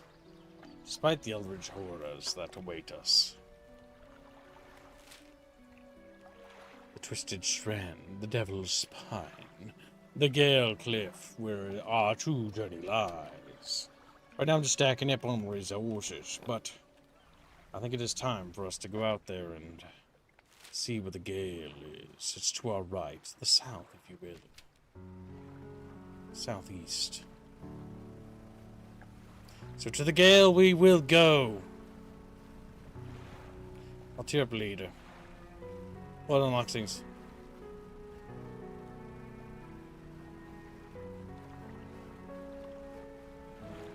Our little floaty boaty is on an adventure, chat. Like Chatfish are welcome to Waterwee Wave. What? What are you talking about? What are you talking about? Chatfish are kind of insane. Now we're on a one-way trip. Blow an alien ship. That song was so bad. Oh my god. There's a village far, far off. Look, little dolphin shit.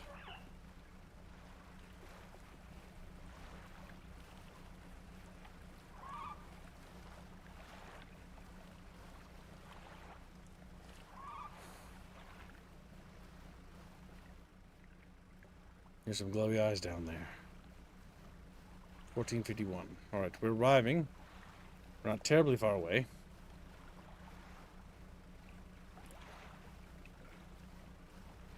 Now we need the boat? No. Travelers can name the boat if they want. Well, SS Bucket Brigade. Bucket Brigade. That's a dumb fucking name. Travelers get bad. Fucking A.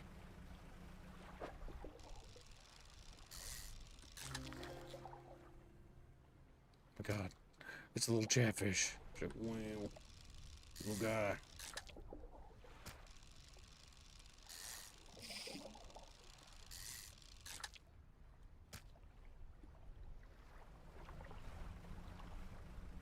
Alright, maybe one of these villages will eat the perch. There's a boat over there.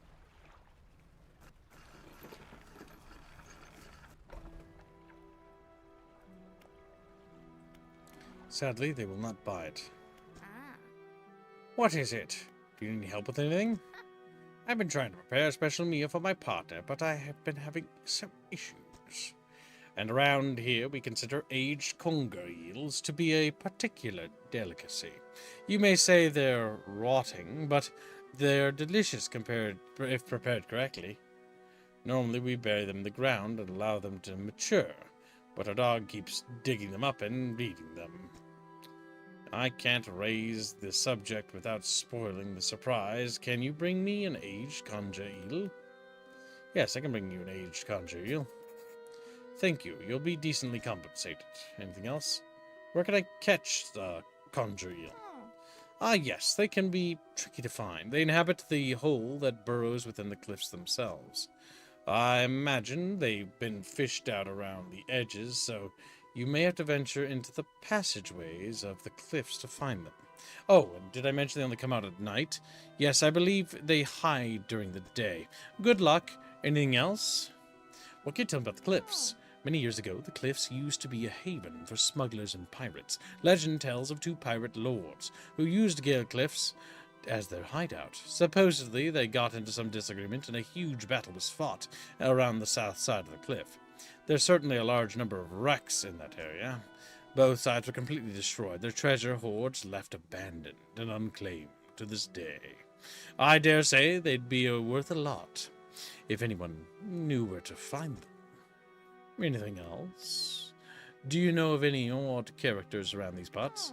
Have you heard the tale of Magran? He was an old whaler from these parts.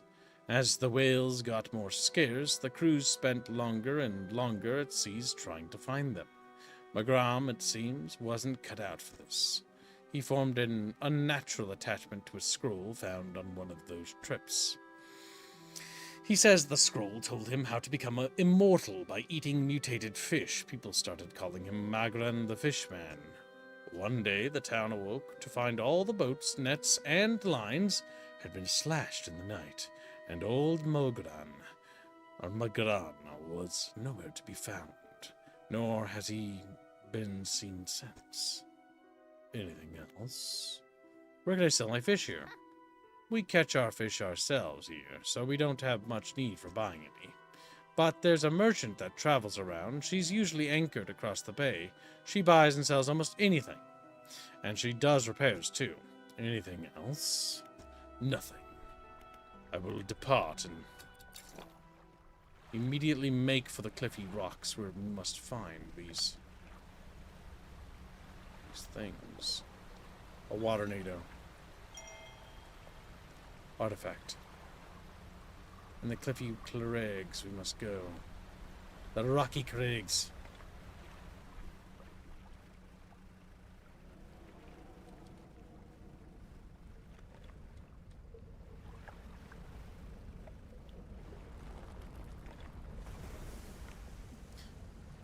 Okay. That is unfortunately a wreck and not really what I'm looking for. Oh well. Yeah, they might be. I don't think these are the eels. Oh, they might be. No, they're not.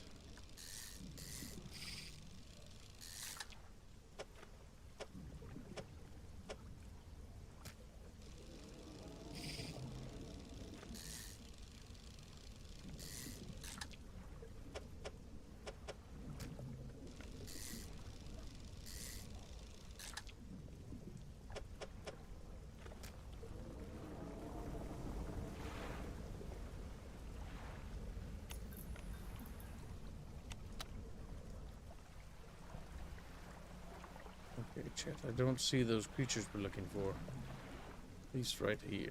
And it's nighttime. So we're gonna make our way to the dock to the left.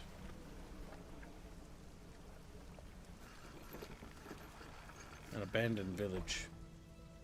An old man emerges from one of the nearby broken buildings and hobbles towards you. Oh, greetings. Don't get many visitors around here. What is it you need? This place doesn't seem safe. Why do you live here? I've been stubbornly holding out here for quite some time, truth be told. I've been reconstructing my position lately. I've been happy here for so long. My wife and I had such a beautiful life until the collapse. Now I'm alone and cut off by land and sea, left only with these trembling rocks on all sides. I could help you move to Ingfell. It's not that simple. My brother would never... You see, I used to live in Ingfell with my brother. He was a whaler back in the day. Things were bad. We fought a lot. Mostly about how our parents' inheritance should be divided. We were in the prime foolishness of our youth. When my wife and I decided to move here, I took the family crest. I stole it from him. Now, after all this time, I can't return without it. Where is it? That's where the problem lies. After the collapse, that creature, it dragged the debris from the houses down into its wretched burrows. The crest went down with it. It's a lost cause, I know. But if you were to find it, it's a large whalebone crest. It would mean the world to me. I'll look for it. Thank you, but please be careful. It's hungry, and it wishes to feed on my chatfish. Eep.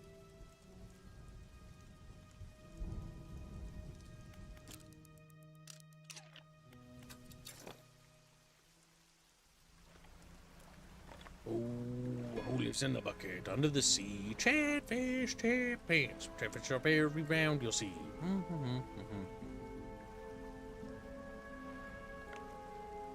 We will investigate, chat.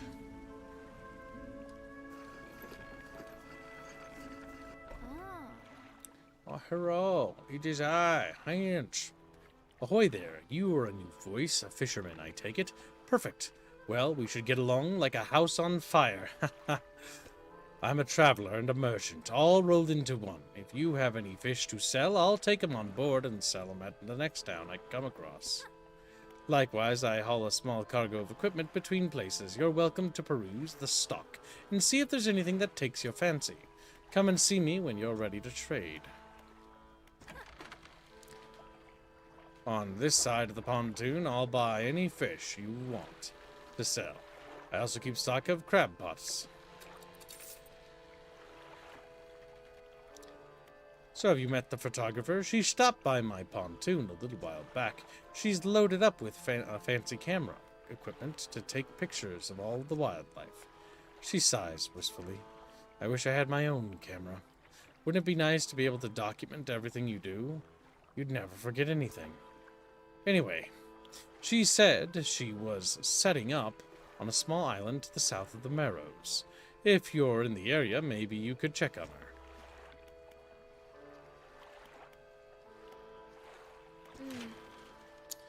You might be used to dry docks at other ports, but we can make the same upgrades to your boat here at this floating dock. Check it out. A shipyard. Most of this gear is super heavy, so I don't offload it at every pontoon, but come aboard and see what equipment I've got for sale.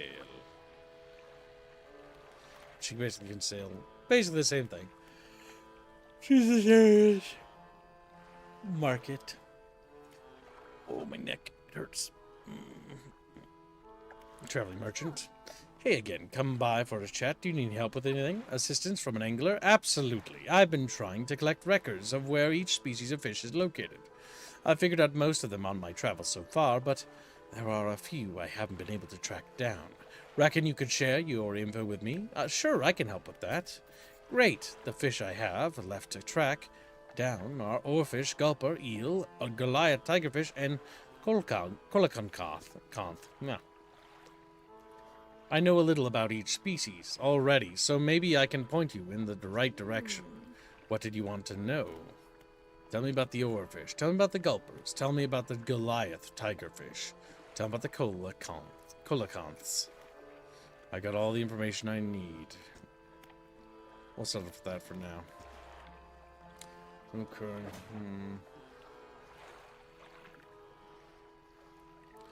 Unfortunate little chatfishies.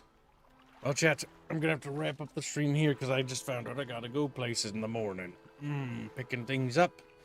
Turns out some of the things that Chatfish wanted have arrived, so I can finally go grab those. Some games that we've been waiting on to get shipped here have finally made it. Well, by here, I mean hours, but a half an hour away.